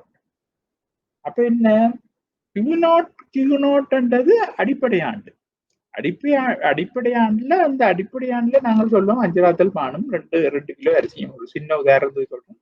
5 ராத்தல் பான் 60 ரூபாய்க்கும் 2 கிலோ சீனி 2 கிலோ அரிசி 100 ரூபாய்க்கும் வேண்டணும். அப்ப 60 ரூபாய்க்கு 5 ராத்தல் பான் 300 ரூபா, 2 கிலோ அரிசி 200 ரூபா, 500 ரூபா. அது நாங்கள் போன வருஷம் வேண்டி அதைத்தான் அடிப்படை ஆண்டா வச்சிருக்கோம். அப்ப 300 சமயம் 200 500 தான் நாங்க பிஓ இன்டு கியூஓவா வரும். அப்ப நாங்கள் இங்க இது நான் ஒரு சின்ன உதாரணத்துக்கு 2 பொருட்களை சொன்னேன்னா நான் அந்த பாஸ்கெட்ல நிறைய பொருட்கள் இருக்கும். அப்ப இப்ப அதே 2 கிலோ அரிசியையும் 5 கிலோ பானையும் தான் இந்த வருஷம் வேண்டும். பாருங்க கியூஓ தான் 2 இடம் வருது. ஓன்றது அடிப்படை ஆண்டு. அடிப்படை ஆண்டு விலைதான் நான் இப்ப சொன்னான் 60 ரூபாயும் 100 ரூபாயும். கியூஓன்றது 5 ராத்தல் பான் 2 கிலோ அரிசியும். அப்ப அதே 5 ராத்தல் பானை 2 கிலோ அரிசியும் இந்த ஒரு வருஷம் பேண்டைக்கு 120 ரூபாயா போயிட்டுது அரிசி. அதுவே 240 ரூபா. 65 ரூபாயா போயிட்டுதுண்டா 330 ரூபா, 325 ரூபா. அப்ப 240, 325, 565. 565 500 தர 100. 565 500 தர 100 எவ்வளவு வருதுன்னு நீங்கள் பார்த்தீங்கன்னா உங்களுக்கு விளங்கும் அது எத்தனை வீதத்தால அதிகரிச்சிருக்கு. அப்படித்தான் நாங்கள் இதை செய்வது, இல்லாட்டா கணக்கெடுப்பது. அப்ப இங்க பாருங்க, நான் இந்த நுகர்வோர் விலை சுட்டன் என்ன மாதிரி கணிப்பிடணும்னு நான் உங்களுக்கு இதுல சொல்லி இருக்கிறேன். பொருட்கள் அடிப்படை ஆண்டு ஒன்று எடுக்கிறோம், நடைமுறை ஆண்டு ஒன்று எடுக்கிறோம். அப்ப பிஓன்றது அடிப்படை ஆண்டு விலை, கியூன்றது அடிப்படை ஆண்டு தொகை. அப்ப அதுல மொத்த செலவு வந்துட்டு. அப்ப நடைமுறை ஆண்டுகள்ல இதை திருத்தி கொள்ளுங்க, இது P1 வரும். பிஓ இல்ல P1, இது கியூஓ தான். இங்க பயன்படுத்துற அதே தொகையை தான் இங்கேயும் நாங்க பயன்படுத்துறோம். ஆனா நடைமுறை ஆண்டு விலைகளை P1 போட்டுக்கணுங்க. போட்டுட்டு மொத்த செலவு எடுக்கிறோம். மொத்த செலவு எடுத்தா அது வந்துடும். அப்ப இலங்கையில் பொது விலை மட்டங்களில் ஏற்படும் மாற்றத்தை அளவிடும் சுட்டன் இதுவாக இப்படி இருக்கின்றது. அப்ப புதிய கொழும்பு நுகர்வோர் விலை சுட்டன் என்ற ஒன்றும் அறிமுகப்படுத்தப்பட்டுள்ளது. அப்ப புதிய கொழும்பு விலையோர் சுட்டன் என்று சொல்லுவது 2013 அறிமுகப்படுத்தப்பட்டது. இது இது புதிய என்று சொல்றதுன்னு பார்க்க கொழும்பு நுகர்வோர் விலை சுட்டன் நீங்கள் போட்டுக்கொள்ளுங்க. புதிய வெட்டி விடுங்க. கொழும்பு நுகர்வோர் இதுல போட்டு தொழும்பு நுகர்வோர் அதை கொழும்பு போட்டுக்கொள்ள மன்னிச்சு கொள்ளுங்க இந்த எழுத்து பிள்ளைகளுக்கு. அப்ப புதியதையும் வெட்டி கொழும்பு நுகர்வோர் விலை சுட்டன் என்று போட்டுக்கொள்ளுங்க. கொழும்பு நுகர்வோர் விலை சுட்டன் இலங்கை 53ஆம் ஆண்டிலிருந்து பெரிய மாற்றங்கள் எதுவும் இல்லாமல் நடைமுறையில் உள்ளதால் இவற்றில் பாரிய குறைபாடுகளும் வரையறைகளையும் இருந்தன. அப்ப பாரிய குறைபாடுகள் இருந்ததுதானே. ஏன்னு சொன்னா 53ஆம் ஆண்டுக்குரியதை நாங்கள் இன்னும் பயன்படுத்தி கொண்டிருக்கலாம். 53ஆம் ஆண்டோட ஒப்படைக்க எவ்வளவோ மாற்றங்கள் வந்துட்டு இருக்கு. இப்ப தேசிய நுகர்வோர் விலை சுட்டன் ஒன்று வந்திருக்கின்றது. அது 2013ஆம் ஆண்டு அடிப்படை ஆண்டாக கொண்டு இந்த தேசிய நுகர்வோர் விலை சுட்டன் நேஷனல் கன்சியூமர் பிரைஸ் இண்டெக்ஸ் மதிப்பிடப்படுகின்றது. அப்ப கொழும்பு நுகர்வோர் விலை சுட்டனுக்கு பதிலாக இலங்கை முழுவதும் அடிப்படையாக கொண்டு 2013ஆம் ஆண்டு முதல் கணக்கிடப்படுகின்ற ஒரு நுகர்வோர் விலை சுட்டன் தான் தேசிய நுகர்வோர் விலை சுட்டன். அப்ப இந்த தேசிய நுகர்வோர் விலை சுட்டன்களோட இயல்புகள் என்னன்னு சொன்னா, இலங்கை குடிசன மதிப்பீட்டு புள்ளி விவரத்தை கிடைக்கினால், நான் உங்களுக்கு சொன்ன சனத்தொகை மற்றும் புள்ளி விவரத்தினை கிடைக்கினால் தேசிய நுகர்வோர் விலை சுட்டன் கணிக்கப்படுகின்றது. அதுதான் அதன் ஃபீச்சர், சிறப்பியல். இலங்கையில் 9 மாகாணங்களையும் உள்ளடக்கிய வகையில் தேசிய நுகர்வோர் விலை சுட்டன் கணிப்பிடப்படுகின்றது. 9 மாகாணங்களையும் உள்ளடக்கிய வகையில் 2012-13 இலங்கை முழுவதும் மேற்கொள்ளப்பட்ட நுகர்வோர் செலவின் ஆய்வினை அடிப்படையாக கொண்டு தேசிய நுகர்வோர் விலை சுட்டன் கணிப்பிடப்படுகின்றது. ஒரு நாடு தழுவிய ஒரு ஆய்வு ஒன்று நடந்தது 2012-13 நுகர்வோர் செலவு தொடர்பான ஆய்வு. அது அடிப்படை ஆண்டாக கொண்டுதான் இந்த தேசிய நுகர்வோர் விலை சுட்டன் கணக்கிடப்படுகின்றது. தேசிய நுகர்வோர் விலை சுட்டன் அடிப்படை ஆண்டு 2013ஆம் ஆண்டாக கொள்ளப்படுகின்றது. நாடு முழுவதும் ஒவ்வொரு மாவட்டத்திலும் தலா 3 விற்பனை நிலையங்களில் இருந்து பண்டங்கள் சுவைகள் சேர்க்கப்படுகின்றன. அப்ப இப்படி சேர்க்க தேசிய நுகர்வோர் விலை சுட்டனுக்குள்ள மதுபானம், புகையிலை பொருட்கள் என்பவற்றினது விலைகளையும் உள்ளடக்கியதாக காணப்படுகின்றது. ஏனென்று சொன்னா, இந்த பொதுமக்கள் சமூகத்தில் இருக்கிற பொதுமக்கள் நிறைய பேர் மதுபானத்தை எல்லாம் பாவிக்கணும் என்ற அடிப்படையில எங்களுக்கு மதுபானத்தின் விலைகள்ல வர மாற்றமும் நுகர்வோருட செலவுல மாற்றங்களை ஏற்படுத்துவது என்ற அடிப்படையில மதுபானங்கள் புகையிலையும் நாங்கள் கணிப்பீட்டுக்குள்ள உள்ளடக்கின்றோம். அப்ப இப்படியாக தேசிய நுகர்வோர் விலை சுட்டன் இப்ப கணிப்பிடப்படுகின்றது கொழும்பு நுகர்வோர் விலை சுட்டனுக்கு பதிலாக. அடுத்தது உற்பத்தியாளர் விலை சுட்டன், ப்ரொடியூசர்ஸ் இண்டெக்ஸ்.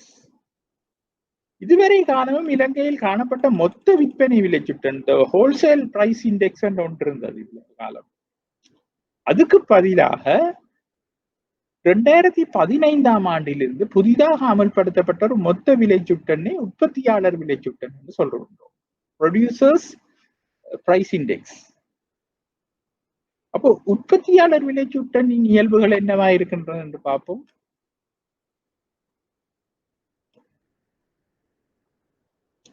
உள்நாட்டு உற்பத்தியாளர்களால் உற்பத்தியாக்கப்படுகின்ற பொருட்கள் சேவைகளுக்கு நிலவுகின்ற சராசரி விலைகளில் கால அடிப்படையில் ஏற்படுகின்ற மாற்றங்களை விலைச்சுட்டன் எடுத்து காட்டுகின்றது.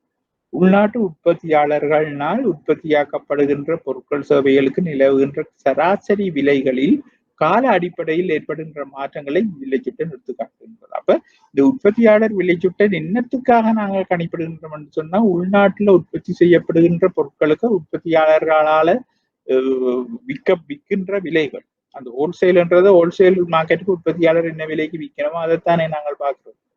அப்படியான சராசரி விலைகள் கால அடிப்படையில் ஏற்படும் மாற்றங்களை சுட்டிக்காட்டுவதாக இந்த விலைச்சுட்டன். அப்ப உற்பத்தியாளர் விலைச்சுட்டன் மூலம் சந்தை விலைகளில் ஏற்படும் மாற்றங்கள் மிகவும் துல்லியமாக காட்டப்படுவதால் உற்பத்தியாளர் அவ்விலை மாற்றங்களை பயன்படுத்தி வினைத்திறனான உற்பத்தி தீர்மானங்களை மேற்கொள்ள முடியும். அப்ப உற்பத்தியாளர் விலைச்சுட்டன் மூலம் சந்தை விலைகளில் ஏற்படும் மாற்றங்கள் மிகவும் துல்லியமாக காட்டப்படுவதுதானே. உற்பத்தியாளர் விலை என்ன விலைக்கு விற்கணும் என்றது சந்தைகளில் வில்படுதுன்றதையும் காட்டுதுதானே. அதனால உற்பத்தியாளர் வினைத்திறனான உற்பத்தி தீர்மானங்களை மேற்கொள்ள முடிகின்றது. வர்த்தக ஒப்பந்தங்களை மேற்கொள்ளுகின்ற போது நிலையான சொத்துக்களின் சந்தை பெறுமதிகளை சரியான முறையில் மதிப்பிடுவதற்கு விலைச்சுட்டன் பயன்படுகிறது. அப்ப வர்த்தக ஒப்பந்தங்களை மேற்கொள்ளுகின்ற போது நிலையான சொத்துக்களினது சந்தை பெறுமதிகளை சரியான முறையில் மதிப்பிடுவதற்கு இந்த விலைச்சுட்டன் பயன்படுத்தப்படுகின்றது. அப்ப இவ்வுற்பத்தியாளர் விலைச்சுட்டன் முக்கியமான ஒரு பேரின பொருளாதார விலைச்சுட்டனாகவும் உள்ளது. அப்ப பேரின பொருளாதாரத்துக்கு இதை நாங்கள் அதாவது இந்த உற்பத்தியாளர் விலைச்சுட்டனை நாங்கள் அதிகம் பயன்படுத்துகின்றோம். உற்பத்தியாளர் விலைச்சுட்டனானது குறுங்காலத்தில் ஏற்படக்கூடிய பணவீக்க விளைவுகளை எதிர்வு கூறுவதற்கு பயன்படுத்தப்படுகிறது. குறுங்காலத்தில் ஏற்படக்கூடிய பணவீக்க விளைவுகளை எதிர்கொள்வதற்காக இந்த உற்பத்தியாளர் விலைச்சுட்டன் பயன்படுத்தப்படுகின்றது. அடுத்தது மொத்த உள்நாட்டு உற்பத்தி சுருக்கி, டிஃப்ளேட்டர் என்று நாங்கள் சொல்லுவோம்.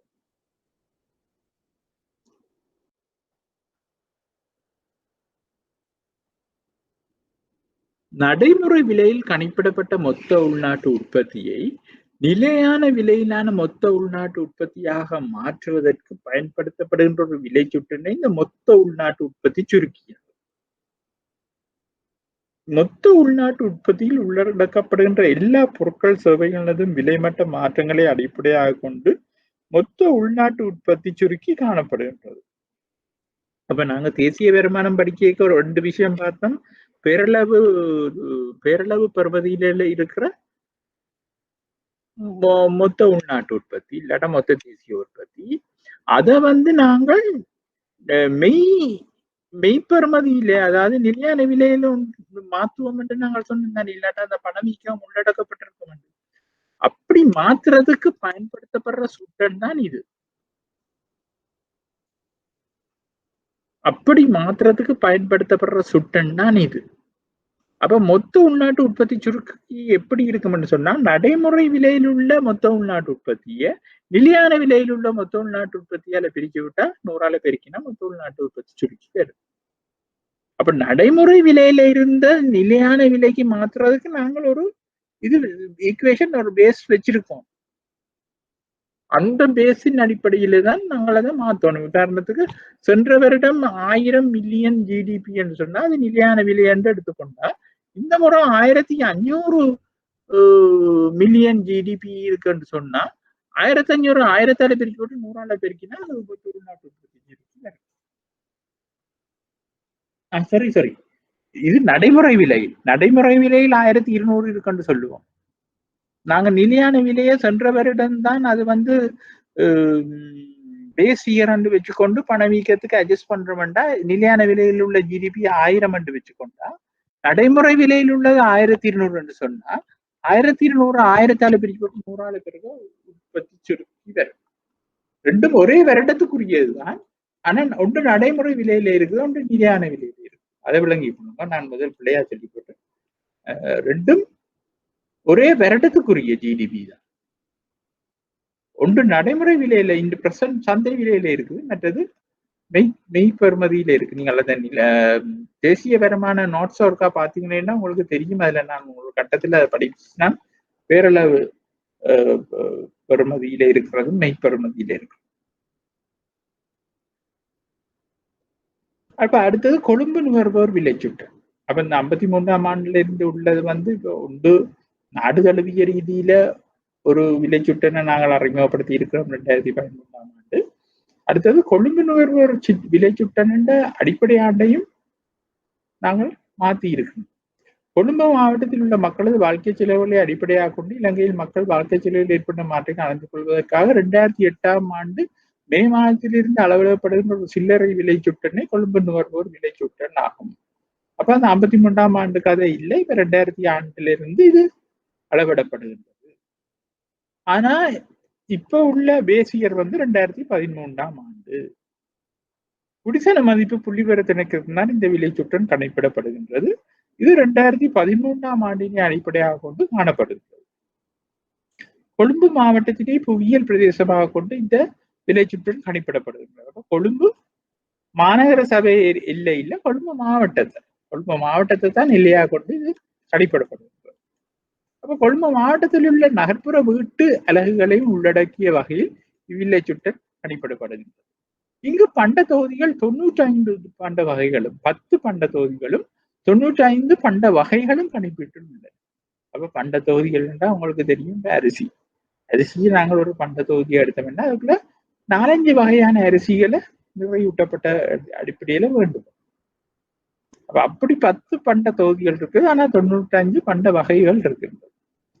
கொழும்பு மாவட்டத்தில் அமைந்துள்ள 14 விற்பனை நிலையங்களிலிருந்து மதுபான பண்டங்களிலும் புகையில் விலைகளும் சேர்க்கப்படுகின்றன. பண்டங்கள்ல இருந்து விலைகள் சேர்க்கப்படுகின்றன. மதுபானம் புகையிலை என்பவற்றின் விலைகள் உள்ளடக்கப்படுவதில்லை. அப்ப இந்த மதுபானம் புகையிலை என்பவற்றின் விலைகளை நாங்கள் உள்ளடக்கவில்லை. அவை இப்படியாகத்தான் இந்த சுட்டன்கள் கணிப்பிடப்படுகின்றன.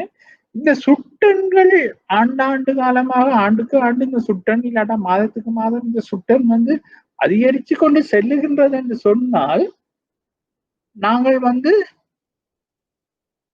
அதிகரிச்சு கொண்டு செல்லுகின்றோம் என்று சொன்னால் நாங்கள் என்ன செய்வோம் என்று சொன்னா அதை பணவீக்கம் என்று நாங்கள் சொல்லுவோம். அதை நாங்கள் பணவீக்கம் என்று சொல்லுவோம். அப்ப நாங்க பணவீக்கம் இன்ஃபிளேஷன் என்ற சாப்டருக்குள்ள போவோம்.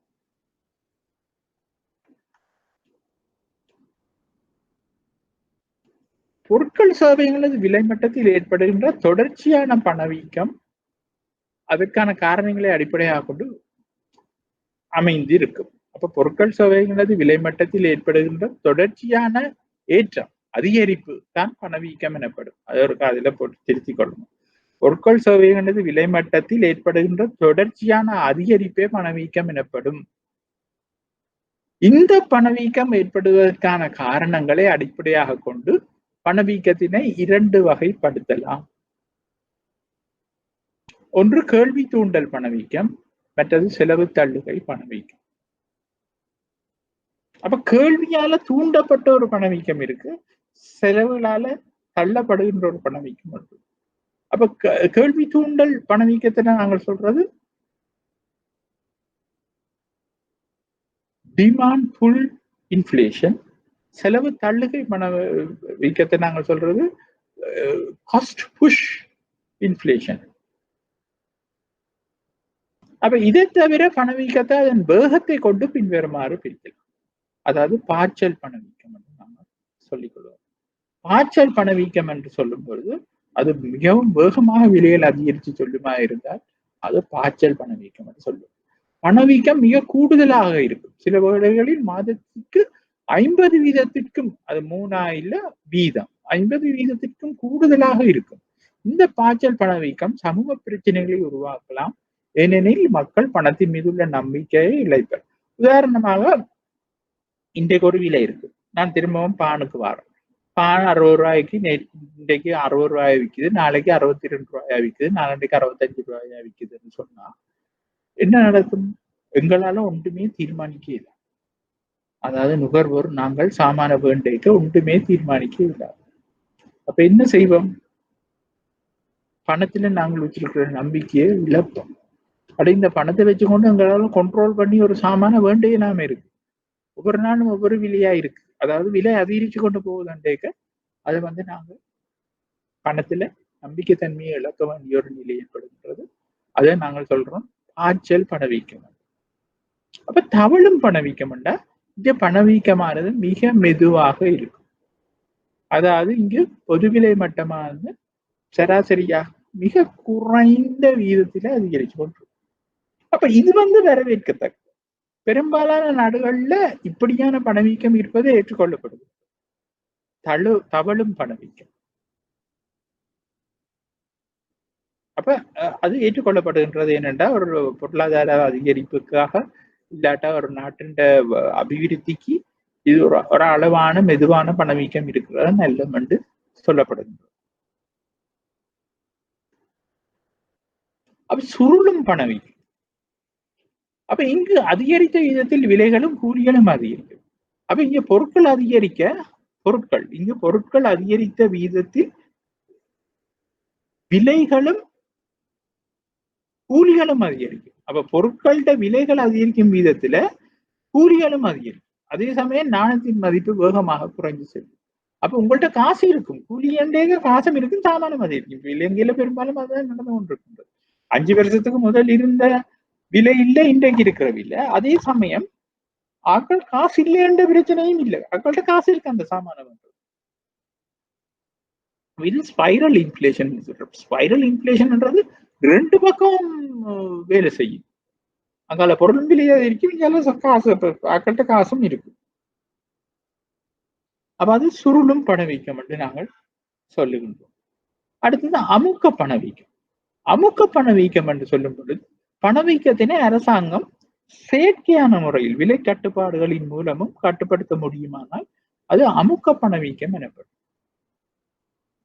அப்ப அரசாங்கத்தால் இதை நீண்ட காலத்துக்கு செய்ய முடியாது என்பதனால் இது தற்காலிகமான ஒன்றாக இருக்கு. அதாவது ஒரு பர்பஸோட அரசாங்கம் ஒரு கொஞ்ச காலத்துக்கு இதை அமுக்கி வச்சிருக்கும் என்று சொன்னால் இந்த பணவீக்கத்தை, அதை நாங்கள் சொல்றோம் அமுக்க பணவீக்கம், சப்ரஸ்ட் இன்ஃபிளேஷன் என்று நாங்கள் அதை சொல்லுவோம். அடுத்தது பணவீக்கமின்மை. இது பணவீக்கத்தில் அதன் வேகத்தில் ஏற்படும் குறைவாகும். அதாவது பொதுவிலை மட்டங்களில் ஏற்படும் அதிகரிப்பில் ஏற்படும் பொதுமை தன்மையாகும். இது ஒரு குறுகிய காலத்துக்கு மட்டுமே காணப்படும். பொருளாதாரம் மந்த காலங்களில் இது காணப்படும். அப்ப பணவீக்கமின்மை என்பது கிட்டத்தட்ட டிஸ்இன்ஃபிளேஷன். கிட்டத்தட்ட விலைகள் அதிகரிக்க இல்லாட்டா மிக மெதுவாக அதிகரிக்கும் என்று சொன்னோம். அந்த தவளும் பணவீக்கம் அதிலும் பார்க்க குறைவாயிருக்கும். ஒன்றில் ஜீரோவாயிருக்கும். பணவீக்க பொருட்கள் சபைகளோட அதிகரிப்பு இல்லாமல் இருக்கும், இல்லாட்டா அதிகரிப்பு மிக மிக குறைவாயிருக்கும். அதை நாம பணவீக்கமின்மை என்று சொல்லிக்கொள்வோம். பணவீக்கம் என்பதே கொஞ்சம் ஒரு உஷாரான ஏற்றங்கள் இருக்கணும், விலைகள் இருந்தா தானே நாங்க பணவீக்கம் பண்றோம், இல்லைன்னா நாங்க அது சொல்றோம். அப்ப இங்க பண சுருக்கம் என்று சொன்னா இங்க பணவீக்கம் மெட்டவளம் போகும், அதாவது எதிர்கணியத்துல போகும். இப்ப நேற்று 60 ரூபாயா இருந்த பானி இன்றைக்கு 55 ரூபாயா போயிட்டு இருந்தா, நாளைக்கு 50 ரூபாயா போகுதுண்டா, இல்லாட்டா அடுத்த மாதம் 50 ரூபாயா போகுதுண்டா, அது பண சுருக்கம் என்று சொல்றோம், டிஃப்ளேஷன். அதை நாங்கள் பண சுருக்கம் என்று நாங்கள் சொல்லிக் கொள்வோம்.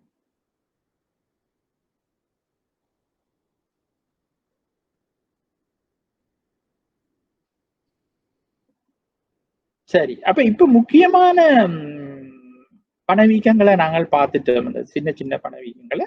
இப்ப நாங்க இது கேள்வி தூண்டல் பணவீக்கத்துக்கு போவோம். கேள்வி தூண்டலும் செலவு தள்ளுகை பணவீக்கம் தான் முக்கியம். கேள்வி தூண்டல் பணவீக்கம் அதை டிமாண்ட் புல் மாத்திக்கொள்ளுங்க, எஃப் இல்ல புல் இல்ல, புல் PULL இன்ஃபிளேஷன். கேள்வி தூண்டல் பணவீக்கம் டிமாண்ட் புல் இன்ஃபிளேஷன் என்று வரும். பொருளாதாரம் ஒன்றின் மொத்த நிரம்பலை விட மொத்த கேள்வி அதிக அளவில் அதிகரிப்பது. இப்ப பாருங்க, பொருளாதாரம் ஒன்றின் மொத்த நிரம்பலை விட மொத்த கேள்வி. அப்ப இங்க மொத்த நிரம்பல் என்பது அக்ரிகேட் சப்ளை. அதை நீங்கள் AS என்று ஞாபகம் வச்சுக் கொள்ளுங்க. என்னென்று சொன்னா, நீங்க எக்ஸாம்ல எழுதியக்கையும் நீங்கள் தமிழ்ல வேற வேற மாதிரி நாங்கள் பாவிக்கலாம். உதாரணமாக மொத்த நிரம்பல் என்று சொல்லலாம், திரண்ட நிரம்பல் என்று நாங்கள் சொல்லலாம். ஆனால் அக்ரிகேட் சப்ளையை தான் அது மீன் பண்ணுது என்றது அர்த்தம். அவை பொருளாதாரம் ஒன்றின் மொத்த நிரம்பலை aggregate supply A capital S என்று வச்சுக்கொள்ளுங்க.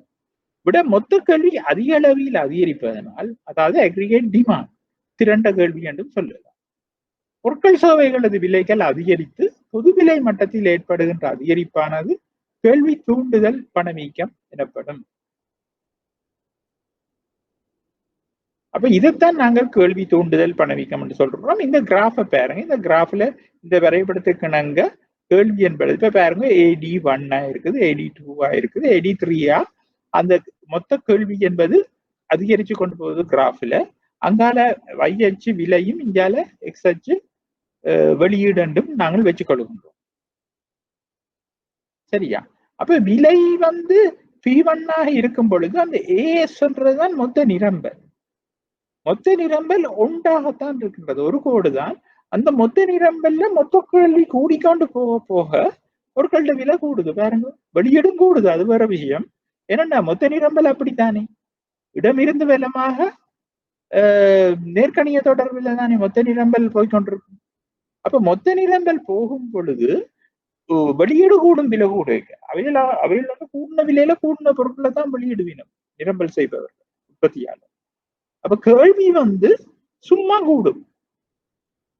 அதாவது மக்கள்கிட்ட காசு கூட வர வர ஆக்கள் பொருட்களுக்கான கேள்வியை அதிகரிக்க அதிகரிக்க விலை கூடும். அதைத்தான் இந்த கிராஃப் காட்டுது. அப்ப டிமாண்ட் புல் இன்ஃபிளேஷன்ன்றது கேள்வி தூண்டல் பணவீக்கம். அப்ப அதிகரித்து செல்லும் போது மிகை கேள்வி நிறுவனங்களை கூடுதலாக உற்பத்தி செய்கின்றது. அதை நான் இப்ப சொன்னேன். உற்பத்தியாளர் கூடுதலான விலையில தான் கூடுதலான பொருட்களை நிரம்பல் செய்வினோம். அதை நாங்க கேள்வி நிரம்பல்லையே பார்த்துட்டோம்.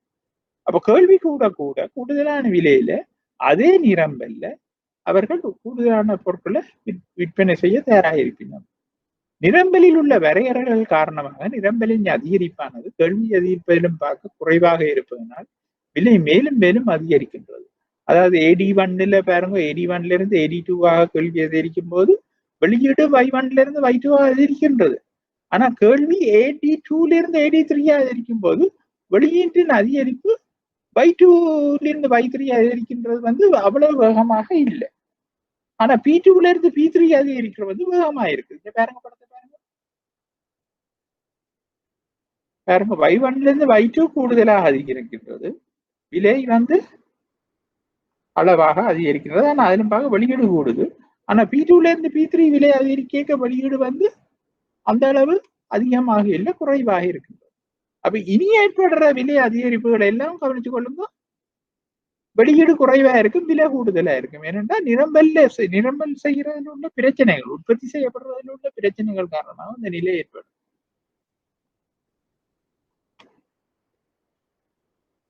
அப்ப கேள்வி தூண்டல் பணவீக்கத்தை ஏற்படுத்தும் காரணிகள் என்னென்றால் தனியார் நுகர்வு செலவு அதிகரித்தல். தனியார் வந்து தாங்கள் நுகர்வு செய்வதற்கான இதுகளை அதிகரிக்க அந்த நிலை ஏற்படும். தனியார் முதலீட்டு செலவு அதிகரித்தல். தனியார் முதலீடுகள் அதிகரிக்கும் பொழுதும் இந்த பிரச்சனை ஏற்படும். என்னன்னா தனியார் முதலீடு செலவு கூடுதலா இருக்க அங்க வெளியே என்னன்னு சொல்றது, உற்பத்தி காரணிகளோட செலவுகள் கூடும். உதாரணத்துக்கு நிலத்தை வாடகைக்கு கொடுக்கிறவன் வாடகையை கூட்டுவான். அப்ப முதலீட்டு செலவு அதிகரிக்க உழைப்பாளி தன் சம்பளத்தையும் கூட கேட்க பார்ப்பான். அப்ப உற்பத்தி செலவு கூடப்பா.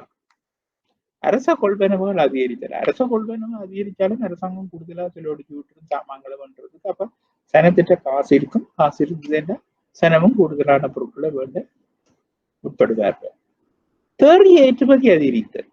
தேறிய ஏற்றுமதி அதிகரிச்சது என்று சொன்னால் மக்கள் மத்தியில காசு இருக்கும். அதாவது இறக்குமதியிலும் பார்க்க ஏற்றுமதி கூடுதலாக இருக்கும் என்றால் வெளிநாட்டு, நான் சொன்ன மாதிரி வெளிநாட்டு செலாவணி எங்களுக்கு வரும். வந்தா மத்திய வங்கி என்ன செய்யும், வெளிநாட்டு செலாவணியை வச்சுக்கொண்டு உள்நாட்டு காசைத்தான் உள்ளுக்கு விடும். டொலரை உள்நாட்டுல விடாது. டொலரை வேண்டி வச்சுக்கொண்டு அதுக்கு சமமான உள்நாட்டு நாணயத்தை தான் உள்நாட்டுல விடும். உள்நாட்டுல விட மக்கள் மத்தியில கூடுதலான பணம் இருக்கும். பண நிரம்பலில் ஏற்படும் அதிகரிப்பு. அப்ப வேற ஏதேனும் விதத்தில் இப்ப நான் தேறிய ஏற்றுமதி அறிக்கைக்கும் பண நிரம்பல் தான் அதிகரிக்கின்றது. பண நிரம்பல்ல ஏற்படுற அதிகரிப்பு வேற விதத்துல ஏற்படுற பண நிரம்பல் ஏற்பட அதிகரிப்பு இதைத்தான் செய்யும். மெய் வட்டி வீதத்தில் ஏற்படுகின்ற வீழ்ச்சி. மெய் வட்டி வீதம், ரியல் இன்ட்ரெஸ்ட் ரேட் என்று நாங்கள் சொல்லுவோம். அதாவது பணவீக்கத்தை அட்ஜஸ்ட் பண்ணின வட்டி வீதம். உதாரணமாக இந்த வருஷம் இலங்கையில 10% பணவீக்கம் இருக்கு என்று சொன்னா, வட்டி வீதம் 8% என்று சொன்னா, நான் பேங்க்ல போட்டா எனக்கு 8% தான் வட்டி கிடைக்குது. ஆனா சாமான்களோட விலை 10% அதிகரிச்சிருக்குண்டா கிட்டத்தட்ட 2% நெய் வட்டி வீதம் மைனஸுக்கு போயிட்டு. நான் பேங்க்ல போட்டு எடுக்கிற காசை கொண்டு சாமான வேண்ட இயலாது. அதுல பார்க்க நான் சாமான வேண்டி வச்சிருந்தேனேண்டா அதுல பிரமதி கூடுதலா இருக்கு. அதைத்தான் இங்க சொல்லப்படுது.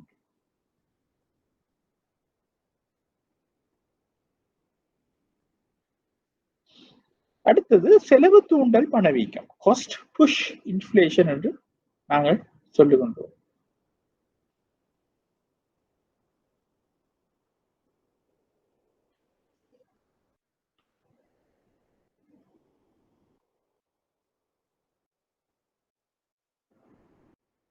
காஸ்ட் புஷ் இன்ஃப்ளேஷன் என்றால் என்னென்று பார்ப்போம். அது என்னென்று சொன்னா, பொருளாதாரம் ஒன்றில் பொருட்கள் சேவைகளது உற்பத்தி செலவு அதிகரித்து, அதாவது உற்பத்தி காரணிகளில் ஏற்படும் செலவு அதிகரிப்பு மொத்த நிரம்பல் குறைவதனால் பொருட்கள் சேவைகளது விலைகள் அதிகரித்து பொது விலை மட்டத்தில் ஏற்படுகின்ற அதிகரிப்பானது செலவு தள்ளுகை பணவீக்கம் ஏற்படும். பொருட்கள் சேவைகளோட உற்பத்தி செலவு அதிகரிக்கின்றது, அதால உற்பத்தி காரணிகளில் ஏற்படும் செலவு அதிகரிக்கின்றது. அதனால என்ன நடக்க போது, மொத்த நிரம்பல் குறைவடை. மொத்த நிரம்பல் குறையேக்க அந்த மொத்த நிரம்பலோட விலைகள் அதிகரிக்கும். மொத்த நிரம்பல் என்று நான் சொல்றது குவான்டிட்டியே, அதிന്റെ சேவைகளோட விலைகள் அதிகரிக்கும். அதிகரிக்க பொது விலை மட்டத்தில் ஏற்படுகின்ற அதிகரிப்பானது செலவு தள்ளுகை பணவீக்கம் எனப்படும். அப்ப என்னென்று பொது விலை மட்டத்தில் அதிகரிப்பு ஏற்படுகின்றது?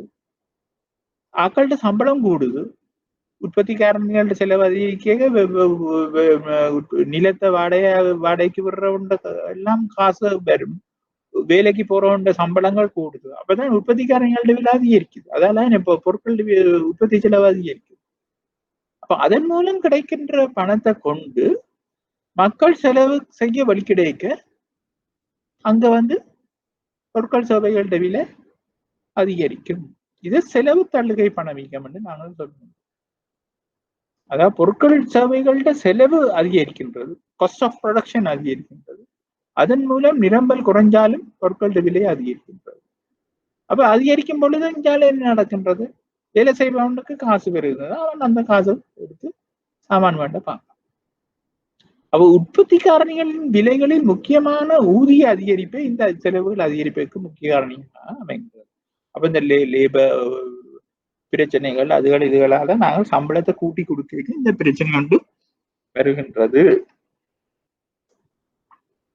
அப்ப இந்த கிராஃபை நீங்க பாருங்க. இந்த எஸ்ன்றது S1 போகுது. எஸ் X1 குறையற எப்பன்னு சொன்னா நிரம்பல் குறைவடையும். ஏடி அதாவது மொத்த கேள்வி அப்படியே தான் இருக்கின்றது. ஆகவே Y2 என்ற இடத்துல P1 என்ற விலையும், P1 என்ற இடத்துல Y1 என்ற பொருட்களும், P2 என்ற இடத்துல அந்த Y1 Y2 மாத்தி விடுங்க. முதலாவது Y2 வரும், பிறகு Y1 வரும். அப்ப விலைகள் அதிகரிக்கும் பொழுது இந்த பொருட்கள் சேவைகளோட நிரம்பல் குறைவடைகின்றது. அது எங்களோட புதிய சமநிலை விலையும் உயர்வடைகின்றது. புதிய சமநிலை விலை இந்த வெளியீடு மட்டம் சமநிலை தொகை குறைவடைகின்றது. அது Y2 போட்டிருக்கோம், இது Y1 போட்டிருக்கோம். இங்கு உற்பத்தி செலவு அதிகரிப்பானது நிரம்பில S-லிருந்து S1 குறைக்கின்றது. இதனால் பொதுவிலை மட்டம் P1 இலிருந்து P2 அதிகரிக்கின்றது. செலவு தூண்டல் பணவீக்கத்தை ஏற்படுத்தும் காரணிகள். உள்ளீடுகளின் விலைகள் அதிகரிக்கும். அது இப்ப நான் இவ்வளவு நேரம் பார்த்தது. ஊதிய மட்டங்கள் அதிகரிக்கிறது. ஊதிய மட்டங்கள் அதிகரிக்கின்றது. இறக்குமதி செய்யப்படும் உள்ளீடுகளின் விலை அதிகரிக்கப்படுகின்றது. அப்போ உள்ளீடுகள் உள்ளூர்ல இருந்தா என்ன, வெளிநாட்டுல இருந்தா என்ன, இறக்குமதி செய்யப்படும் உள்ளீடுகளோட விலை அதிகரிச்சாலும் பொருட்கள் சேவைகளோட உற்பத்தி செலவு அதிகரிக்கும் தானே. அரசாங்கத்தால் உற்பத்தி பொருட்கள் மீது நேரில் வரியை விதித்தல். அப்ப நேரில் வரி விதிக்கப்படும். அப்ப நேரில் வரிய அரசாங்கம் விதிச்சாலும் பொருட்களோட உற்பத்தி செலவு அதிகரிக்கும். அப்ப நேரில் வரின்றது என்ன? அரசாங்கம் வரியை விதிக்கின்றது. அந்த வரியை விதிக்கும் தன்மை ரெண்டு விதமாக இருக்கும். ஒன்று நேர் வரி, மற்றது நேரில் வரி. நேர்வரி என்று சொல்லும் பொழுது அரசாங்கம் நேரடியாக குறிப்பிட்ட ஆட்கள் மீது விதிக்கப்படுற வரியை நேர்வரி என்று சொல்லுவோம். உதாரணமாக வருமான வரி. ஒரு ஆள் உழைக்கிற வருமானத்துல நீ இவ்வளவு தரணும்னா அது அந்த ஆளை குறித்து தான் அந்த வரி விதிக்கப்படுகிறது. ஆனால் நேரில் வரி என்று சொல்லும் பொழுது இன்டிரெக்டாக மறைமுகமாக அந்த பொருட்கள் அந்த நுகர்வோர் மீது விதிக்கப்படும் வரி தான் நேரில் வரி. உதாரணமா நான் இந்த தண்ணி போத்தில வேண்டுறான்டா இந்த தண்ணி போத்தில அரசாங்கம் வரி விதிக்கும் ஒரு போத்திலுக்கு 10 ரூபா. ஒரு போத்திலுக்கு 10 ரூபான்னு அரசாங்கம் வரி விதிக்கும் பொழுது நாங்கள் எல்லாம் நாங்கள் நிறைய பார்த்திருக்கிறோம். நாங்கள் பொருட்களின் விலை அதிகரிக்கும். பொருட்களின் விலை அதிகரிக்கும் பொழுது அதாவது நிரம்பல் குறைவடையலாம், விலையும் அதிகரிக்கும். அடுத்தது வெளிநாட்டு நாணய மாற்று வீதம் வீழ்ச்சி அடைதல். அப்ப எங்கட உள்நாட்டு நாணயம் வெளிநாட்டு நாணயங்களோட ஒப்படைக்க வீழ்ச்சி அடைஞ்சு கொண்டு போச்சு. என்ன அர்த்தம்? என்ன பெறுமதி இழந்து கொண்டிருக்கின்றோம். அப்ப நாங்க பொருட்களை இறக்குமதி செய்ய இன்னும் கூடுதலான காசு கொடுத்து இறக்குமதி செய்ய வேண்டி இருக்கும். அப்போ இறக்குமதி செலவு உள்ளீடுகளின் விலை அதிகரிக்கும். இந்த 3ஆவதா இருக்குது பாருங்க, இறக்குமதி செய்யப்படும் உள்ளீடுகளின் விலை அதிகரிக்க அது பண விலைகளை அதிகரிக்கின்றது. அப்ப பணவீக்கத்தினால் ஏற்படும் பொருளாதார விளைவுகள். பணத்தின் மெய்ப்பெறுமதி கொள்வன ஆற்றல் குறைவடைந்து செல்லும். அப்ப அது விளங்குது தானே. இப்ப 10 வருஷத்துக்கு முதல் இருந்த 100 ரூபாண்ட பெறுமதி இல்லையே இப்ப இருக்குது. அது விளங்குது தானே. பணவீக்கத்தின் பொருளாதார விளைவுகள்ல பணத்தின் மெய்ப்பெறுமதி இல்லாட்டா பர்ச்சேசிங் பவர், பர்ச்சேசிங் அபிலிட்டி குறைவடைந்து செல்லும். மக்களின் மெய் வருமானம் குறைந்து வாழ்க்கை தரம் வீழ்ச்சி அடைதல். மக்களின் மெய் வருமானம் குறைஞ்சு கொண்டு போகும். மக்களோட ரியல் இன்கம்ன்றது குறைஞ்சு கொண்டு போய் வாழ்க்கை தரம் வீழ்ச்சி அடையும். நிலையான வருமானம் பெறுவோருக்கும் குறைந்த வருமானம் பெறுவோருக்கும் பாதகமான வருமான பங்கீடு இடம்பெறும். அப்ப நிலையான வருமானம் பெற்றுக்கொள்வதுண்டா என்ன? 1000 ரூபாய் வருமானம் தான் எனக்கு போன வருஷம் கிடைச்சது, இந்த வருஷம் கிடைச்சது. ஆனா பண வீக்கம் இருக்குதுன்றேக்க நான் போன முறை 1000 ரூபாய வச்சு நான் வேண்டின சாமான்களை இந்த வருஷம் 800 ரூபாய், போன வருஷம் 800 ரூபாய்க்கு வேண்டின சாமான்களை தான் இந்த முறை என்னால 1000 ரூபாய்க்கு வேண்ட வேண்டியது. அப்ப எந்த சம்பளம் அதிகரிச்சிருக்காது. நான் 1000 ரூபாயை தான் இந்த வருஷம் பெறுவேன். அப்ப போன வருஷம் எனக்கு 1000 ரூபாய்க்கு வேண்டின சாமான்களை இந்த முறை என்னால வேண்டலாம். ஆனால் போன வருஷம் 800 ரூபாய்க்கு வேண்டின சாமான்களை தான் இந்த வருஷம் என்னால 1000 ரூபாய்க்கு வேண்டக்கூடியதாக இருக்கு. குறைந்த வருமானம் பெறுவோர், நிலையான வருமானம் பெறுவோர் மட்டுமில்லை, குறைந்த வருமானம் பெறுவோருக்கும் வருமான பங்கீடு பிள்ளையாத்தானே இடம்பெறுது. குறைந்த வருமானம் பெறுறவனுக்கு அப்ப சாமான்களே வேண்டி சாப்பிடல ஆனந்தம் போயிடும். அன்றாடம் காட்சிகள் என்று சொல்றது அந்த அன்றாடம் உழைச்சு நுகர்ற ஆட்களுக்கு பெரிய கரைச்சலா போகும். மற்றது வளங்களின் வினைத்திறன் குறைவடையும். அப்ப இப்படியான நிலைமையில வளங்கள் வினைத்திறனா பயன்படுத்தப்பட மாட்டான். பொருளாதாரத்தில் நிச்சயமற்ற நிலை காணப்படுவதால் நீண்டகால முதலீடுகள் குறைவடையும். அப்ப பொருளாதாரம் எப்பவும் உறுதியாகவும் நீண்ட காலத்துல பொருளாதாரத்தை எங்களால ஏதாவது போகாஸ்ட் பண்ணக்கூடியதா இருக்குமா இருந்தா தான் நீண்டகால முதலீடுகள் வரும். அப்படி இல்லாத பட்சத்துல நீண்டகால முதலீடுகள் வராது. ஏற்றுமதி வருமானங்கள் குறைவடைந்து இறக்குமதி செலவுகள் அதிகரிப்பினால் சென்மதி நீர்வை பிரச்சனையும் ஏற்படும். சென்மதி நீர்வை பிரச்சனை என்பது என்னென்று நாங்க பிறகு பார்ப்போம். ஏற்றுமதி வருமானங்கள் குறைவடைந்து இறக்குமதி செலவுகள் அதிகரிப்பினால் சென்மதி நீர்வை பிரச்சனையும் ஏற்படும். அடுத்தது நாணய மாற்று வீத பெறுமதி வீழ்ச்சி அடைதல். அப்ப எங்களோட உள்நாட்டு நாணயத்தின் பெறுமதி வீழ்ச்சி அடைந்து கொண்டிருக்கும். அதை கூட காசு கொடுத்து வெளிநாட்டு நாணயத்தை பெற வேண்டியிருக்கு. கடன் கொடுத்தோருக்கு பாதிப்பினையும் கடன் பெற்றோருக்கு நன்மையும் ஏற்படுத்தும். கடன் கொடுத்தோருக்கு என்ன பாதிப்பு? அவன் 1000 ரூபாயை கடன் கொடுத்து போட்டு 1000 ரூபாயை திருப்பி வேண்டேக்க அந்த 1000 ரூபாய்க்கு கொடுக்க இருந்த மதிப்பு இப்ப இருக்கா. அப்ப திரும்ப அந்த காசை வேண்டி என்ன? ஆனா கடன் பெற்றவன் என்ன செய்வான்? அவன் கடன் வேண்டேக்க அந்த பெறுமதி கூட இருந்தது, இப்ப நல்லா குறைஞ்சிட்டது. ஆனாலும் அதே தொகையை தானே நான் கொடுக்கணும் கொடுத்துட்டு போவோம்.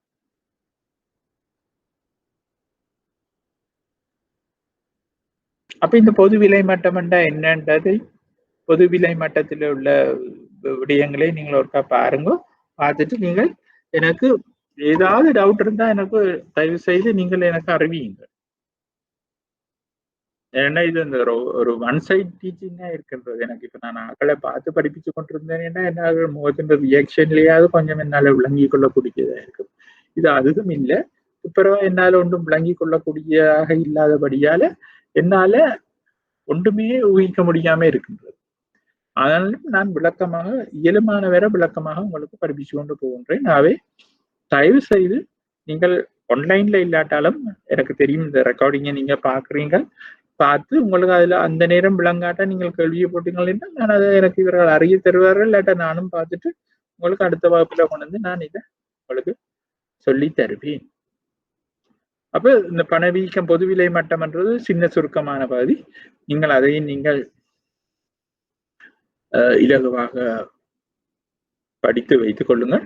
அப்ப நாங்க இன்றைக்கு மிச்சமுள்ள நேரத்துக்கு நாங்க வங்கியலுக்கு நாங்கள் போவோம்.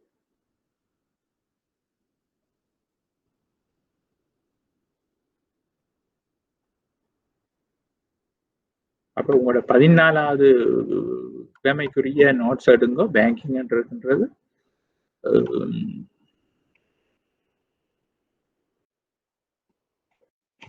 வங்கியல் ஒரு நான் நினைக்கிறேன் எனக்கு ஒரு இது மாதிரி இருக்கு. நிறைய உங்களுக்கு ஒரே அடியா படிப்பிக்கிறேன்னு ஒரு 2 நிமிஷம் இடைவெளியில நாங்கள் தொடருவோம். 2 நிமிடம் தாரன் நீங்கள் ஒரு சின்ன பிரேக் எடுத்து சரி நாங்கள் வங்கியலுக்கு போவோம். வங்கியல் இல்ல வங்கியியல். வங்கி வங்கி ஈனா யானா இல்லைன்னா ஈனா யானா இல்லைன்னா வங்கியியல் அதை திருத்திக் கொள்ளுங்கள். நிதியை மூலதனமாக கொண்டு வாடிக்கையாளர்களின் வைப்புகளை ஏற்று அவர்களின் வைப்புகளை கோருகின்ற போது மீளளித்து வாடிக்கையாளர்களுக்கு கடன் வசதிகளையும் வழங்குகின்ற நிதி நிறுவனங்கள் இதனுள் உள்ளடக்கப்படுகின்றன. அப்ப வங்கியியல் பழையபடி வங்கி இயல் என்பதனுள் உள்ளடங்குகின்ற நிதி நிறுவனங்கள் பின்வருமாறு 3 வகைப்படுத்தப்படுகின்றன. அதுல வணிக வங்கியல், மத்திய வங்கி, வங்கி அல்லா நிதி நிறுவனங்கள் இருக்கு. அப்ப வணிக வங்கியல் என்று நாங்கள் சொல்றதுக்கும் இப்ப இலங்கையை பொறுத்த மட்டும் வங்கியும் வணிக வங்கியலோட இன்னொன்று இருக்குது. இன்னொரு வங்கியல் இருக்கு, அதாவது சிறப்பியல்பு வங்கியல். ஒன்று கொமர்ஷியல் பேங்க்ஸ், மற்றது ஸ்பெஷலைஸ்ட் பேங்க் என்று நாங்கள் சொல்றோம். அப்ப நீங்க அதையும் எழுதி கொள்ளுங்க. வணிக வங்கியல் 2, அதுக்கு கீழே 2வதா சிறப்பியல்பு வங்கியல் என்று போடுங்க. 3வது மத்திய வங்கி என்று போடுங்க. 4வது வங்கியல்லா நிதி நிறுவனங்கள். அப்ப கிட்டத்தட்ட அந்த சிறப்பியல்பு வங்கிகளும் வங்கியல்லா நிதி நிறுவனங்களும் ஒரு வேலையை தான் செய்கின்றது. ஆனா வணிக வங்கிகளை தான் நாங்கள் கொஞ்சம் கூடுதலாக பார்க்க வேண்டி இருக்கின்றது. சிறப்பியல்பு வங்கிகள் என்று சொல்லும் பொழுது தேசிய சேமிப்பு வங்கி, சனச அபிவிருத்தி வங்கி, அப்படியான அபிவிருத்தி வங்கிகள் நிறைய இருக்கு. முதல் தேசிய அபிவிருத்தி வங்கி என்று என்டிபி பேங்க் இப்ப இருக்குது. அது டிஎஃப்சிசி பேங்க், இதெல்லாம் அபிவிருத்தி வங்கிகள் சிறப்பியல்பு வங்கிகளுக்குள்ளதான் இருந்தது. ஆனா இப்ப அவைகள் மத்திய வங்கிட்ட பெர்மிஷன் எடுத்துக்கொண்டு வணிக வங்கி வேலைகளையும் செய்யறதுக்கு வெளிக்கிட்டபடியாக அந்த வங்கிகள் வணிக வங்கிகளா வந்துட்டு என்டிபி பேங்கும் டிஎஃப்சிசி பேங்கும். ஆனா முதல் அவை சிறப்பியல்பு வங்கிகளா தான் இருந்தது.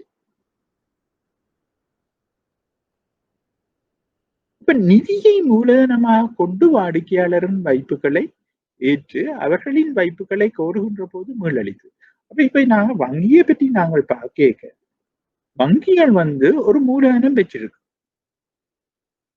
அதாவது அதன் பங்குதாரர் காசு போட்டு ஒரு காசை வச்சிருப்பீங்க. ஆனால் அதிலும் பார்க்க அவையில் பொதுமக்கள்கிட்ட இருந்து வைப்பா எடுக்கிற காசு இன்னும் கூடுதலா இருக்கும். பொதுமக்கள்கிட்ட இருந்து வைப்பா எடுக்கிற காசு இன்னும் கூடுதலா இருக்கேக்க அந்த மூலதனத்திலும் பார்க்க எத்தனையோ மடங்கு கூட வைப்புகளை அவையில் எடுத்து என்ன செய்யணும் என்று சொன்னால் வேற வேற கடன்களை வேற முதலீடுகள்ல செய்யணும், வேற கடன்களை வழங்கினோம். அதே சமயம் இந்த வைப்பாளர்களுக்கு ஒத்துக்கொண்ட மாதிரி அந்த காசையும் மீளளிக்க வேண்டும். காசை மீளளிக்கும் பொழுது அவர்கள் ஒரு ஒப்புக்கொண்ட வட்டி வீதத்தையும் திருப்பி கொடுக்கும். அப்ப வைப்பாளர்கிட்ட காசை எடுத்து அவைகளுக்கு திருப்பி கொடுக்கும் பொழுது ஒப்புக்கொண்ட மாதிரி கொடுக்கணும். அதே சமயம் அந்த வட்டி வீதத்தை வட்டியையும் கொடுக்கணும்.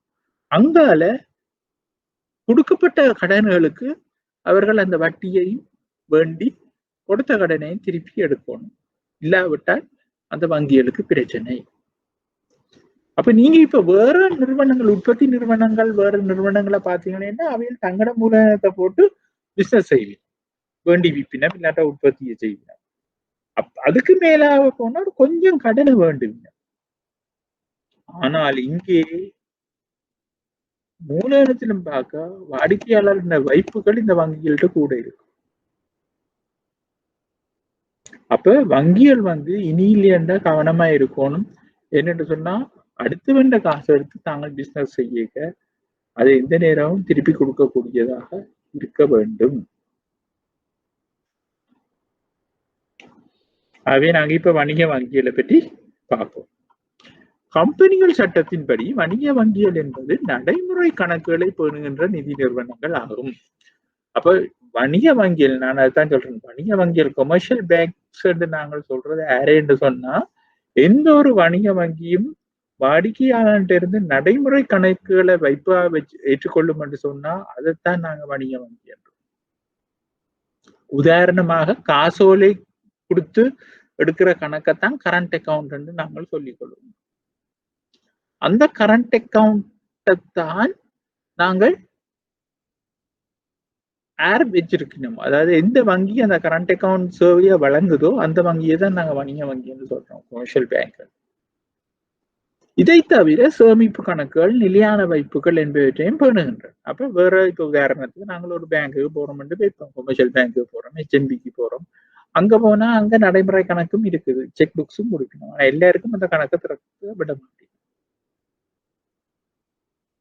அதே சமயம் சேமிப்பு கணக்குகள், சேவிங் அக்கௌண்ட் இருக்குது, நிலையான வைப்புகள் இருக்கின்றன. அத்துடன் கடன் வழங்குதலையும் மேற்கொள்ளுகின்றன. அதுதான் நான் முதல் சொன்னேன், கடனையும் வழங்குகின்றன. இவர்கள் லாப நோக்கத்துடன் இயங்குகின்றன. அப்ப இந்த வணிக வங்கிகள் எல்லாம் லாபத்தை நோக்கமாக கொண்டுதான் இயங்குகின்றன. அதுல ஒற்று சந்தேகம் இல்லை. ஏன்னா மூலதனத்தை போட்ட பங்குதாரருக்கு லாபத்தை காட்டணும். இப்ப இங்கதான் இன்னும் சிக்கல் வருது பாருங்க. அடுத்த வந்த வாடிக்கையாளர் அடுத்த வந்த வைப்புகள் எடுத்து அந்த வாடிக்கையாளனுக்கும் சொன்ன மாதிரி வட்டியை கொடுக்கணும். அதே சமயம் அந்த காசை எடுத்து நாங்கள் லாபம் உழைக்கும், வேற எங்கேயாவது கடன் வழங்கி வட்டி வழங்கி அந்த கடனை முதலையும் எடுக்கணும், வட்டியையும் எடுக்கணும். எடுத்து வாடிக்கையாளர் வைப்புகளை கொடுத்து போட்டு மிச்ச காசுல தன்ன செலவுகளையும் செலவழிச்சு போட்டு மிச்சத்தை லாபமா பங்குதாரருக்கு காட்டணும், இல்லாட்டா கொடுக்கணும். அப்ப வரைவிலக்கணத்திற்கிணங்க வணிக வங்கிகள் நிதி இடைத்தரகர்களாக செயல்படுகின்றன. அப்ப வேறு வகையில சொல்ல போனா இவியல் ஒரு இன்டர்மீடியரிஸ், பைனான்சியல் இன்டர்மீடியரிஸ் நாங்கள் சொல்றோம். காசு கூடுதலா இருக்கிறவன்ட்ட நாங்கள் காசை வேண்டி காசு தேவைப்படுறவனுக்கு கடனாக கொடுக்கணும் அப்படின்னு சொல்லலாம். காசு கூடுதலாக இருக்கிறவன்ட்ட அதை வைப்பாக நாங்கள் வேண்டி அதை நாங்கள் காசு தேவைப்படுற முதலீட்டாளனுக்கு கடனாக கொடுக்கிறோம். சேமிப்பு என்ற போர்வையில் எடுக்கப்படும் நிதிகள் லாப நோக்கத்துடன் விநியோகிக்கப்படுகின்றது. அப்ப அதைத்தான் நான் உங்களோட முதல் சொன்னேன், சேமிப்பு என்ற போர்வையில தான் நாங்கள் எடுக்கின்றோம். கல்ட்ட சேமிப்பு, உங்களோட சேமிப்பு தாங்க உண்டு. ஆனா நாங்க அந்த காசை எடுத்து லாப நோக்கத்தோட இன்வெஸ்ட் பண்ணுவோம். இன்வெஸ்ட் பண்ணி போட்டு அதுக்கு பிறகுதான் வார காசு எடுத்து எங்களோட செலவையும் கழிச்சு போட்டு அவன் வட்டியையும் கொடுத்து போட்டு மிச்சத்துக்கு நாங்கள் லாபமா எடுப்போம். அது எந்த கட்டித்தனம் இருக்கும். அப்போ வணிக வங்கிகளை தவிர உத்தரவு பெற்ற விசேட வங்கிகள், லைசன்ஸ் ஸ்பெஷலைஸ்ட் பேங்க், இப்ப நான் சொன்னேன், அவையிலும் இப்படியான கடன்களை வழங்குகின்றன. ஆனா நடைமுறை கணக்கை வாடிக்கையாளருக்கு பண்ண மாட்டேன். அந்த செக் புக் இஷ்யூ பண்ற கணக்குகள் இங்க இந்த பேங்க்ல இருக்கா. உதாரணத்துக்கு நீங்க தேசிய சேமிப்பு வங்கி போனீங்கன்னா அவையில் வாடிக்கையாளருக்கு செக் புக் வழங்குற நடைமுறை கணக்கு வழங்க மாட்டேன். சென்னை டெவலப்மெண்ட் பேங்க் போனாலும் அங்க அப்படித்தான். வாடிக்கையாளர்களிடமிருந்து பல்வேறு விதமான வைப்புகளை ஏற்று அவர்கள் கோருகின்ற போது அவ்வைப்புகளை மீளளிப்பதுடன் வாடிக்கையாளர்களுக்கு கடன் வசதியை வழங்குவதுடன் எந்த வங்கி கேள்வி வைப்புகளை ஏற்று அதன் மீது காசோலை எழுதுகின்ற உரிமையினை வழங்குகின்றதோ அக்கேள்வி வைப்புகளின் அடிப்படையில் பணமாக்கத்தில் ஈடுபடுகின்றதோ அவ்வங்கிய வணிக வங்கி எனப்படுகின்றது. அப்ப இந்த கேள்வி வைப்பு என்று சொல்லப்படுகின்ற நடைமுறை கணக்கு இல்லாட்டா கரண்ட் அக்கௌண்ட் தான் பிரச்சனைகள் இருக்கு. சரியா? அந்த நடைமுறை கணக்கில் உள்ள பிரச்சனை என்னன்னு சொன்னா, அந்த நடைமுறை கணக்குல வைப்பில இருந்து நாங்கள் கடன் கொடுத்து கொண்டு போக அது பணத்தை உருவாக்கி விட்டுரும். பண உருவாக்கம் ஆட்டோமேட்டிக்கா பணத்தை உருவாக்கி விட்டுரும். அது நாட்டின் பண நிரம்பலை அதிகரிச்சு விட்டுரும். நாட்டின் பண நிரம்பலை அதிகரிக்கும் என்று சொன்னால் அது மத்திய வங்கிக்கு பொருளாதார ரீதியான பிரச்சனைகளை கொடுக்கும். அப்ப இங்கதான் அந்த பிரச்சனை வருகின்றது. அதை தவிர இந்த லைசன்ஸ் ஸ்பெஷலைஸ் பேங்க் என்று சொல்லப்படுகின்ற உத்தரவு பெற்ற சேட வங்கிகளால ஒரு பிரச்சனையும் இல்லை. ஏன்னா அவைய நிதி நிறுவனங்கள் மாதிரி இந்த கரண்ட் அக்கௌண்ட்ஸ் வச்சிருக்க மாட்டேன். அப்ப திருப்பி அதைத்தான் நான் உங்களுக்கு சொல்லுகின்றேன். அப்ப வணிக வங்கிகளின் தொழிற்பாடு. இப்ப வணிக வங்கியின் தொழிற்பாடுகள்ல சிறப்பு தொழிற்பாடுகள் இருக்குது, வணிக வங்கியின் பிரதான தொழிற்பாடுகள் இருக்கு, வணிக வங்கியின் துணை தொழிற்பாடுகள் இருக்கின்றது. அப்ப வணிக வங்கியின் சிறப்பு தொழிற்பாடு என்ன? அதாவது யூனிக். வணிக வங்கிகள்கிட்ட போனா வணிக வங்கிகள்கிட்ட நாங்கள் பார்க்கறத அது உண்டுதான். சிறப்பு தொழிற்பாடு என்று சொன்னா என்னன்னு சொன்னா, கேள்வி வைப்புகளை ஏற்று அவ்வைப்புகள் மீது காசோலை எழுதுகின்ற உரிமையினை வாடிக்கையாளருக்கு கொடுக்குது.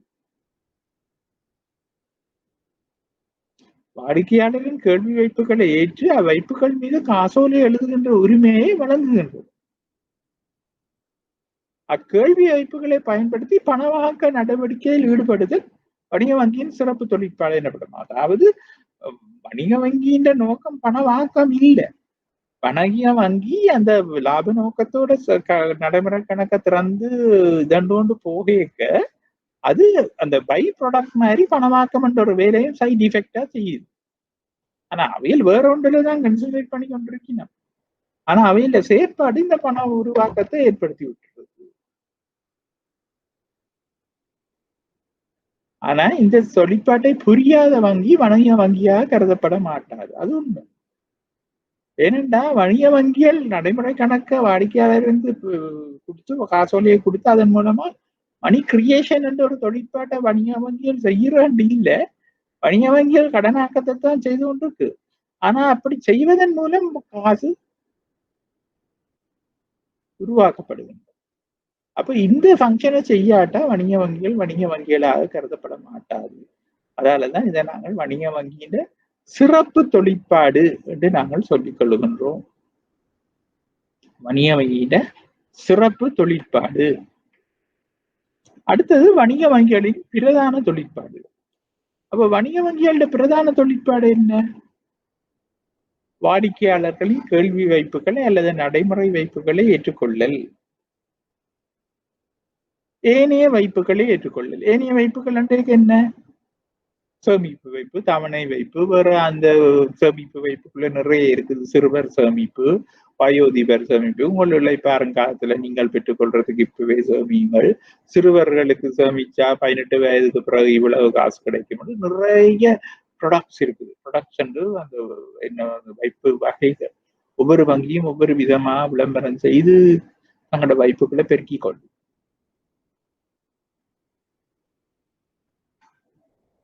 மூன்றாவது, வாடிக்கையாளர்கள் கொள்கின்ற போது வைப்புகளை மீளளித்தல். அப்ப வாடிக்கையாளர் காசை வச்சு போட்டு அவைகளுக்கு சொன்ன மாதிரி அந்த வைப்பை திருப்பி கொடுக்கணும். இல்லாட்டா அந்த நம்பிக்கை இனம் போயிடும், நம்பிக்கை இல்லாம போயிடும். வாடிக்கையாளர் கோருகின்ற போது வைப்புகளை மீளளித்தல். வாடிக்கையாளர்களுக்கு கடன் வசதிகளை செய்து கொடுத்தல். அப்ப வாடிக்கையாளருக்கு எங்களுக்கு காசை கொண்டு வைக்கிற வாடிக்கையாளர் வைப்புகளை மீளளிப்பு செய்ய கேட்கும் போது நாங்க அதை கொடுக்கணும். அதே மாதிரி அந்த வாடிக்கையாளர்கிட்ட நாங்கள் எடுத்த காசை வேற கடன் வசதிகளை செய்து கொடுத்தா தான் அந்த காசால இந்த வங்கிகள் காசு உழைக்கலாம், லாபம் உழைக்கலாம். இல்லாட்டா அதை வச்சிருந்து பிரயோசனம் இல்லை. அப்ப வணிக வங்கி ஒன்று தனது 5 வகையில் ஒதுக்கங்களை பேணிக் கொள்ளுகின்ற மொத்த தொகை நடைமுறை ஒதுக்கம் எனப்படும்.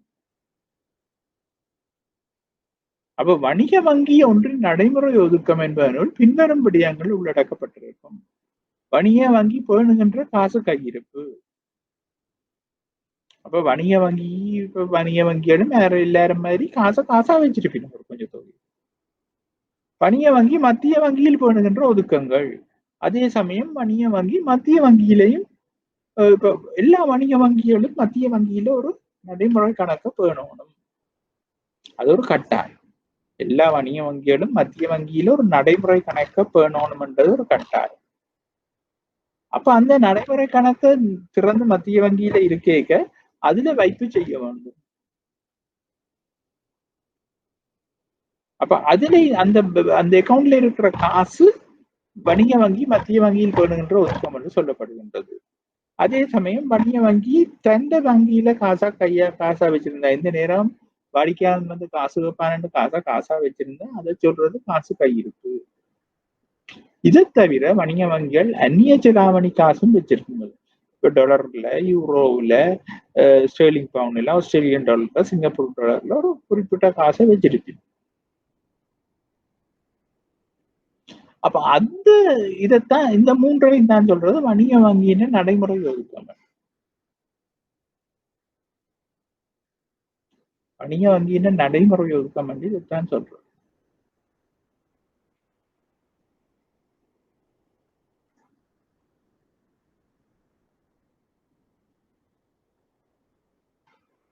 அடுத்ததாக வணிக வங்கியின் சட்டப்படி ஒதுக்கம் ஒன்று.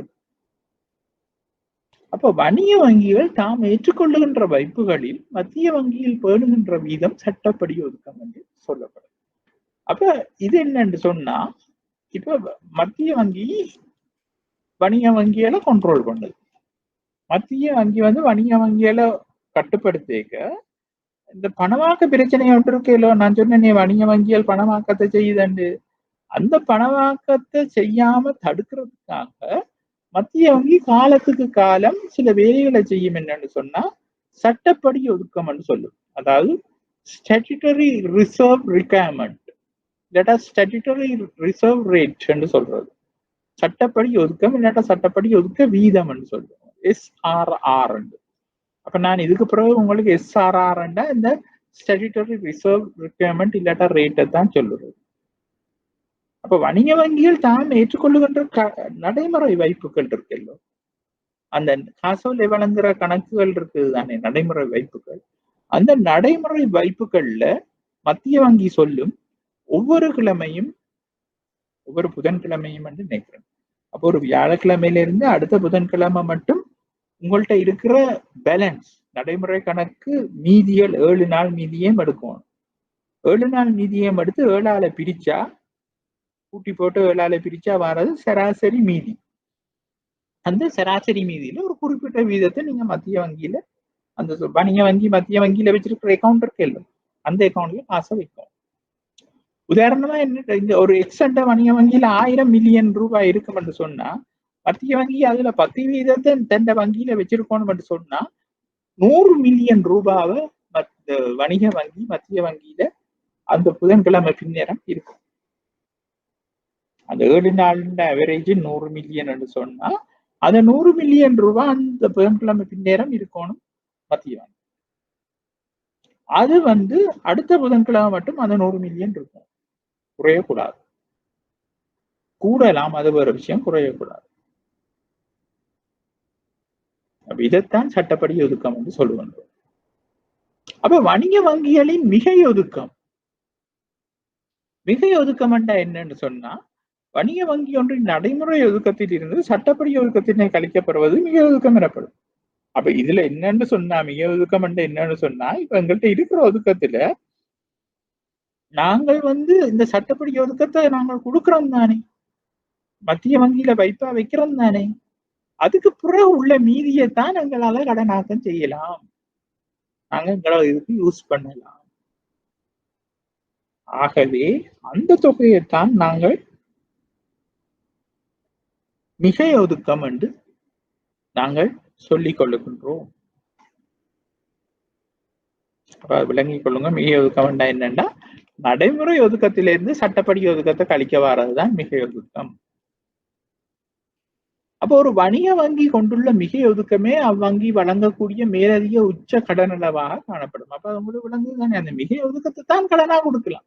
ஏன்னு சொன்னா எங்களோட நடைமுறை ஒதுக்கத்திலிருந்து மத்திய வங்கியில நாங்கள் வைக்கிற காசுக்கு வட்டி இல்லை. அப்ப உதாரணமா 1000 மில்லியன்ல நாங்க 100 மில்லியனை கொடுத்துட்டோம்னா மிச்சம் 900 மில்லியன் தான் நாங்கள் எங்கட கடனாக்கத்துக்கு பாவிக்கலாம். அப்ப இவ்வாறு வங்கி மிகை ஒதுக்கத்தினை கடனாக வழங்குகின்ற போது அது வணிக வங்கியின் 5 வகையில் பல்வேறு விதமான மாற்றங்களை ஏற்படும். அப்ப நீங்கள் கவனித்துக் கொள்ளணும், கேள்வி வைப்புகள், நடைமுறை வைப்புகள் என்று சொல்லப்படுகிற அந்த கரண்ட் அக்கௌண்ட், அதுக்குத்தான் 10% மத்திய வங்கி வைக்க சொல்லுதே ஒழிய சேமிப்பு வைப்புகளுக்கோ தவணை வைப்புகளுக்கோ வைக்க சொல்லி. அதை விளங்கினா சரி. அப்ப இப்ப எங்களுக்கு 1000 மில்லியன் ரூபாய் கேள்வி வைப்புல வர்ற பணத்துல 10% வையன்னா 100 மில்லியனை வச்சிருக்கு, 900 மில்லியனை வச்சிருக்கு. ஆனா சேமிப்பு வைப்புகளாலையும் நிலையான வைப்புகளாலையும் இன்னொரு 1000 மில்லியன் எங்களுக்கு கிடைக்கும்னா எங்களோட மிகை ஒதுக்கம் 1900 மில்லியன்.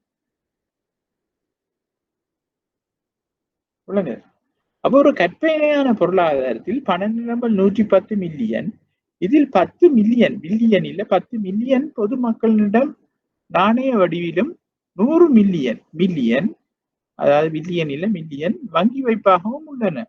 வணிக வங்கிகள் தமது மொத்த வைப்புகளில் 10% நாணய வடிவில் வைத்திருக்க வேண்டும் என மத்திய வங்கி விதிக்கின்றது. எனவே வங்கி அமைப்பு 10 மில்லியன் பெறுமதியான நாணயத்தை தனது பாதுகாப்பு பெட்டகத்திலும் 90 மில்லியன் தனது புத்தகங்களில் கடன்களாகவும் குறிக்கின்றது. அப்ப விளங்குதுதானே உங்களுக்கு?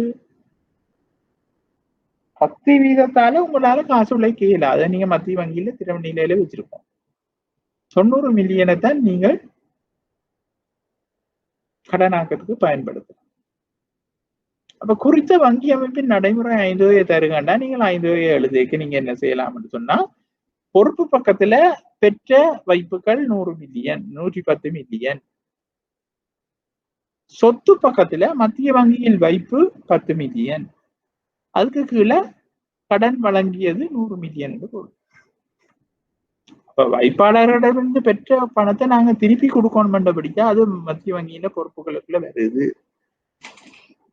இந்தியால சொத்து பக்கம் மத்திய வங்கியில நாங்கள் வட்டி இல்லாம வைக்கிற பணத்தை மத்திய வங்கியில் வைப்பேன்னு சொல்லி 10 மில்லியனை காட்டுறோம். பிறகு 100 மில்லியனை கடன் வைக்கிறது சொல்றோம்.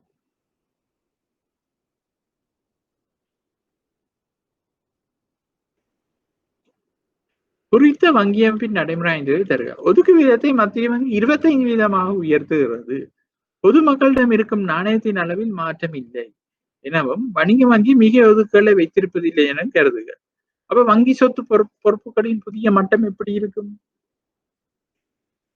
இந்தியால பொறுப்பு பக்கம் வைப்பாளர்களிடமிருந்து பெற்ற வைப்புகள் 110 மில்லியன், அதுல 25% எவ்வளவு? 27.5 மில்லியன். அந்த 27.5 மில்லியனை நாங்கள் இப்ப மத்திய வங்கியில் வைப்பா சொத்து பக்கம் காட்ட வேண்டி இருக்கு. அப்ப 27.5 மில்லியன் 110 மில்லியன்ல போயிட்டது என்ன? மிச்சம் எவ்வளவு? 72.5 மில்லியன் இல்ல 82.5 மில்லியன். 82.5 மில்லியனை நாங்கள் கடனாக்கமா காட்டலாம், கடன் கொடுத்து காட்டலாம். ஏனென்னா நாணயத்தின் அளவில் மாற்றம் இல்லை எனவும் வணிக வங்கி மிகை ஒதுக்குகளை வச்சிருப்பதில்லை, எல்லாத்தையும் கடனாக்கு. அப்ப பண நிரம்பலிடம் புதிய மட்டம் என்ன? பண நிரம்பலிடம் புதிய மட்டம் என்ன? பண நிரம்பல் 82.5% தான் இருக்கும். ஏன்னா மத்திய வங்கியில வச்ச காசை நாங்கள் கழிச்சிரும்.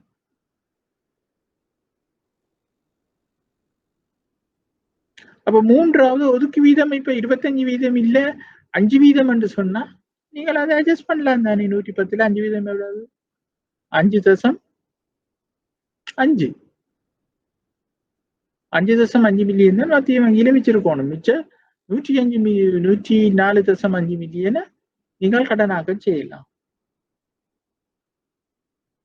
அப்ப பணவாக்க பெருக்கியே நாங்கள் இதெல்லாம் இல்லாட்டா தெரிய பணவாக்கத்தையும் கணிப்பிடலாம், நாங்க பிறகு பார்ப்போம். இப்ப கடனாக்க உச்ச எல்லை கடனாக்க உச்ச எல்லையே நாங்க பார்ப்போம் என்னன்றதை கணிப்பிடுறோம். அப்ப கடனாக்க உச்ச எல்லையாண்டா எவ்வளவு காசை மத்திய வங்கி கடனா இலங்கை வணிக வங்கி கடனா கொடுக்கலாம் என்றதுதான் கேள்வி. வங்கி அமைப்புகள் மிகை ஒதுக்கத்தினை கொண்டு இருக்கும் போது அம்மிகை ஒதுக்கத்தினை மிகை இல்ல மிகை ஒதுக்கத்தின் மூலம் எவ்வளவு கடனாக்கத்தை உருவாக்க முடியும் என்பதுவே கடனாக்க உச்ச இல்லை எனப்படுகின்றது. இது பின்வருமாறு கணிப்பீடு செய்யப்படும். அப்ப கடனாக்க உச்ச இல்லை என்பது மிகை ஒதுக்கம் தர பணமாக்க பெருக்கி. அப்ப அந்த பணவாக்க பெருக்கிய நாங்கள் என்னென்று காண போறோம் என்று சொன்னா ஒன்றின் கீழ் சட்டப்படி ஒதுக்கு வீதம். அந்த சட்டப்படி ஒதுக்கு வீதத்தை தான் SRR என்று சொல்லுவோம். அப்ப மிகை ஒதுக்கத்தை ஒன்றின் கீழ் SRR இல்லாட்டா SRR பிரிச்சு விட்டா வாரது கடனாக்க உச்ச இல்லை.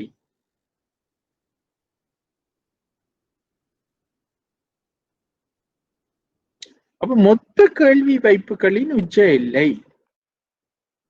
மொத்த கேள்வி வைப்புகளின் உச்ச இல்லை. அப்ப மொத்த கல்வி வைப்புகளின் உச்ச இல்லை என்பது என்ன?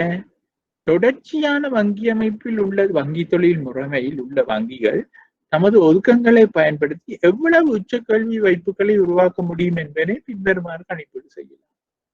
அப்போ உச்ச கல்வி வைப்புகள் என்பது என்ன? ஒதுக்கம் தர ஒன்றின் கீழ் SRR. அவ்வளவுதான் அவையலால மொத்த கேள்வி வைப்புகளின் உச்ச இல்லை. அப்ப இங்க ஒதுக்கம் பண்றது என்ன? நடைமுறை கேள்வி வைப்புகள்ல இருக்கிற பணம். அங்க மிகை ஒதுக்கம் அண்டைக்க மற்ற கேள்வி மற்ற வைப்புகள் நிலையான வைப்புகள் எல்லாம் அடங்கும். ஆனா இந்த உச்ச கேள்வி வைப்புகள் என்று சொல்லிக்க அங்க வர ஒதுக்கம் வந்து கேள்வி வைப்புகளால எங்களுக்கு கிடைக்கிற ஒதுக்கத்துல சட்டப்படி ஒதுக்கு விதத்தை ஒதுக்கி விட்டா வாரது உச்ச கேள்வி வைப்புகளின் மொத்த கேள்வி வைப்புகளின் உச்ச இல்லை.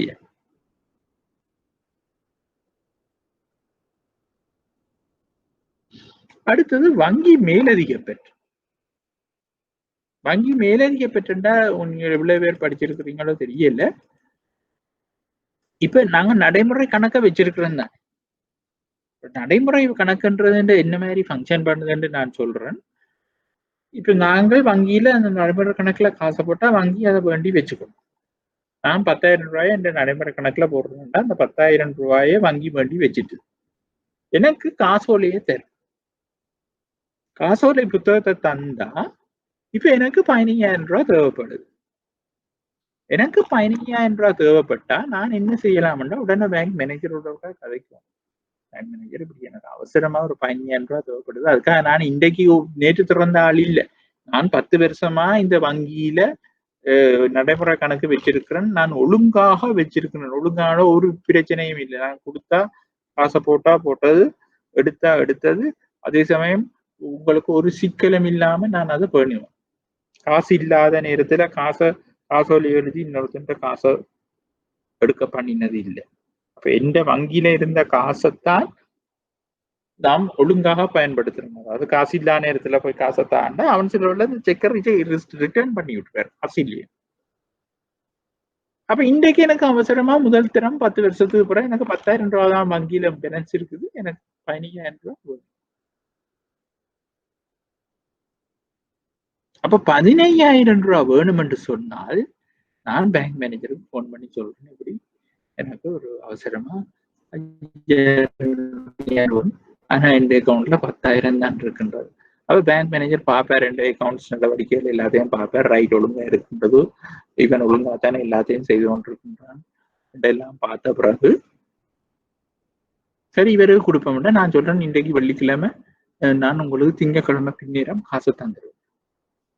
அப்ப பேங்க் மேனேஜர் ஓமன் ரைட் நீங்க செக் எழுதுங்க. நான் என்ன 10,000 தான் இருக்கேன், நான் 15,000 எழுதி கொடுக்குறேன். கொடுத்தோன்னா அங்க 15,000 ரூபாய் காசை கொடுக்கும். அப்ப என்னட்ட இருந்தது 10,000, நான் 15,000 எடுக்கிறேன், மேலதிகமாக எடுக்கின்றது. அதைத்தான் நாங்கள் வங்கியிலிருந்து மேலதிகமாக பெற்றதுக்கு தான் வங்கி மேலதிக பெற்றுன்னு சொல்லுவோம். அது இங்கிலீஷ்ல பேங்க் ஓவர் டிராஃப்ட்னு சொல்லுவோம். அப்ப இந்த ஓவர் டிராஃப்ட் வந்து தற்காலிக வங்கி மேலதிக பெற்றாயும் இருக்கு, நிரந்தர மேலதிக பெற்றாயும் இருக்கு. அப்ப தற்காலிக மேலதிக பெற்றுன்றது இப்ப நான் இப்ப பேங்க் மேனேஜரோட காட்சிப்பட்டு திங்கக்கிழமை நான் போட்டுருவேன் சொன்ன மாதிரி திங்கக்கிழமை நேரத்துக்குள்ள போட்டுருவோம். நாணயம் என்பது, நேர்மை என்பது வங்கி கொடுக்கல் வாங்கல்ல ஈலியண்ட முக்கியம். என்னட்ட காசு இல்லாம இருக்கலாம். ஆனால் நான் வந்து சொன்ன மாதிரி வங்கியோட கொடுக்கல் வாங்கல்களை செய்து கொண்டிருந்தேன்னா நானும் பணக்காரன் தான். வங்கி அப்படித்தான் என்னைய அங்கீகரிக்கும். கேட்ட நேரத்துல எனக்கு என்ன நம்பிக்கை வந்து வங்கி கேட்ட நேரத்துல இதையும் செய்யும். அப்ப இன்றைக்கு வேண்டி போட்டு நாளைக்கு நான் தர்றேன்னு சொல்றது தற்காலிக டெம்பரரி ஓவர் டிராஃப்ட் சொல்லுவோம். Temporary bank over. அப்ப நாணயமான முறையில் நடைமுறை கணக்கு பேணுகின்ற பாருங்க, நாணயமான முறையில் நடைமுறை கணக்கை பேணுகின்ற வாடிக்கையாளன் வங்கிக்கு எதுவித பிணைகளையும் சமர்ப்பிக்காது வைப்பில் உள்ள தொகையிலும் பார்க்க மேலதிகமான ஒரு தொகையினை பெற்றுக் கொள்ள வங்கி வழங்குகின்ற ஏற்பாடு தற்காலிக வங்கி மேலதிக பெற்று எனப்படும். அப்ப நிரந்தர மேலதிக பெற்று, நிரந்தர மேலதிக பெற்றுன்னா என்னன்னா நான் சொல்லுவேன், எனக்கு 1 வருஷத்துக்கு எனக்கு ஓவர் டிராஃப்ட் வேணும். அப்ப இப்ப நான் சொன்ன தற்காலிக மேலதிக பெற்றிருக்கோம், நிரந்தர மேலதிக பெற்றிருக்கோம், வங்கி வட்டி யாரவிடும்.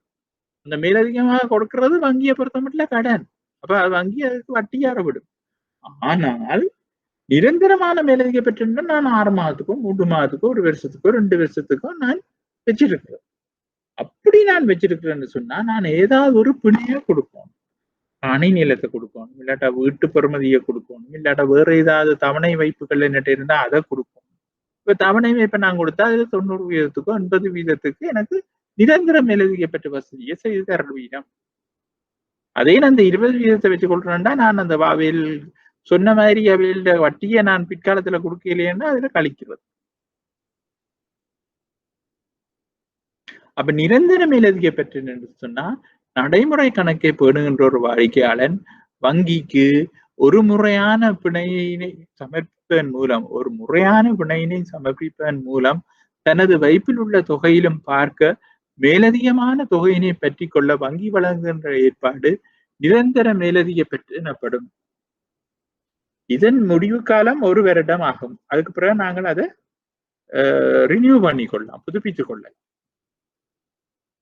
அப்ப இப்ப நிரந்தர மேலதிக பெற்றுக்கும் வங்கி மேலதிக பெற்றுக்கும் வங்கி கடனுக்கும் உள்ள வேறுபாடுகளை நாங்கள் பார்ப்போம். அப்ப நாணயமான முறையில் நடைமுறை கணக்கை பேணுகின்ற வாடிக்கையாளனுக்கு மட்டுமே வங்கி மேலதிக பெற்று வழங்கப்படும். ஆனா வங்கி கடன்ன்றது எந்த ஒரு வாடிக்கையாளருக்கும் கொடுக்கப்படும். என்னட்ட நடைமுறை கணக்கு இல்லாட்டாலும் நான் போய் ஒரு கடனை கேட்டா வங்கி தரும். அதுக்கு நான் பொருந்தவனா இருக்கணும், பொருந்துற ஆளா இருக்கணும், ஆனா தரும். ஆனா நாணய நடைமுறை கணக்கு வச்சிருக்கிறவங்க தான் வங்கி மேலதிக. வாடிக்கையாளரின் நன்மதிப்பை பேணுவதை நோக்கமாக கொண்டு வழங்கப்படுகிறது.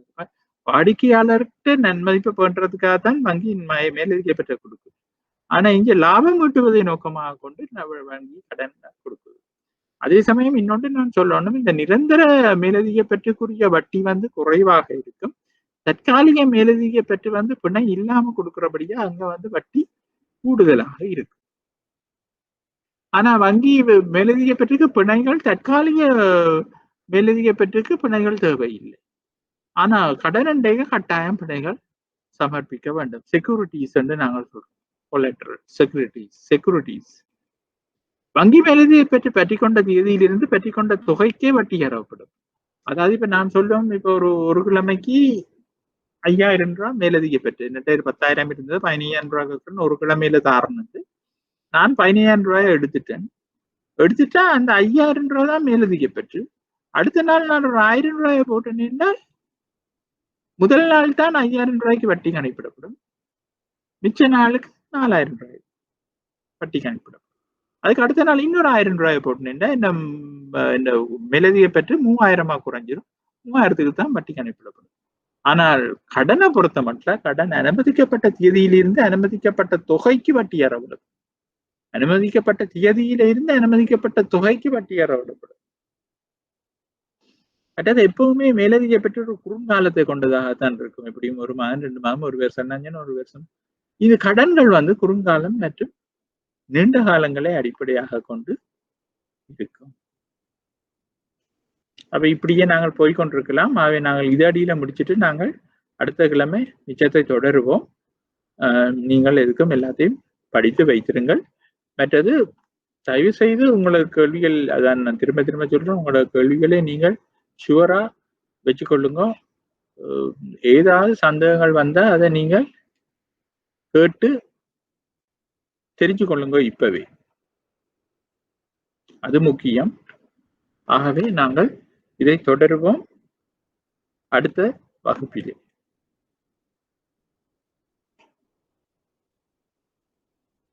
ஆகவே நன்றி.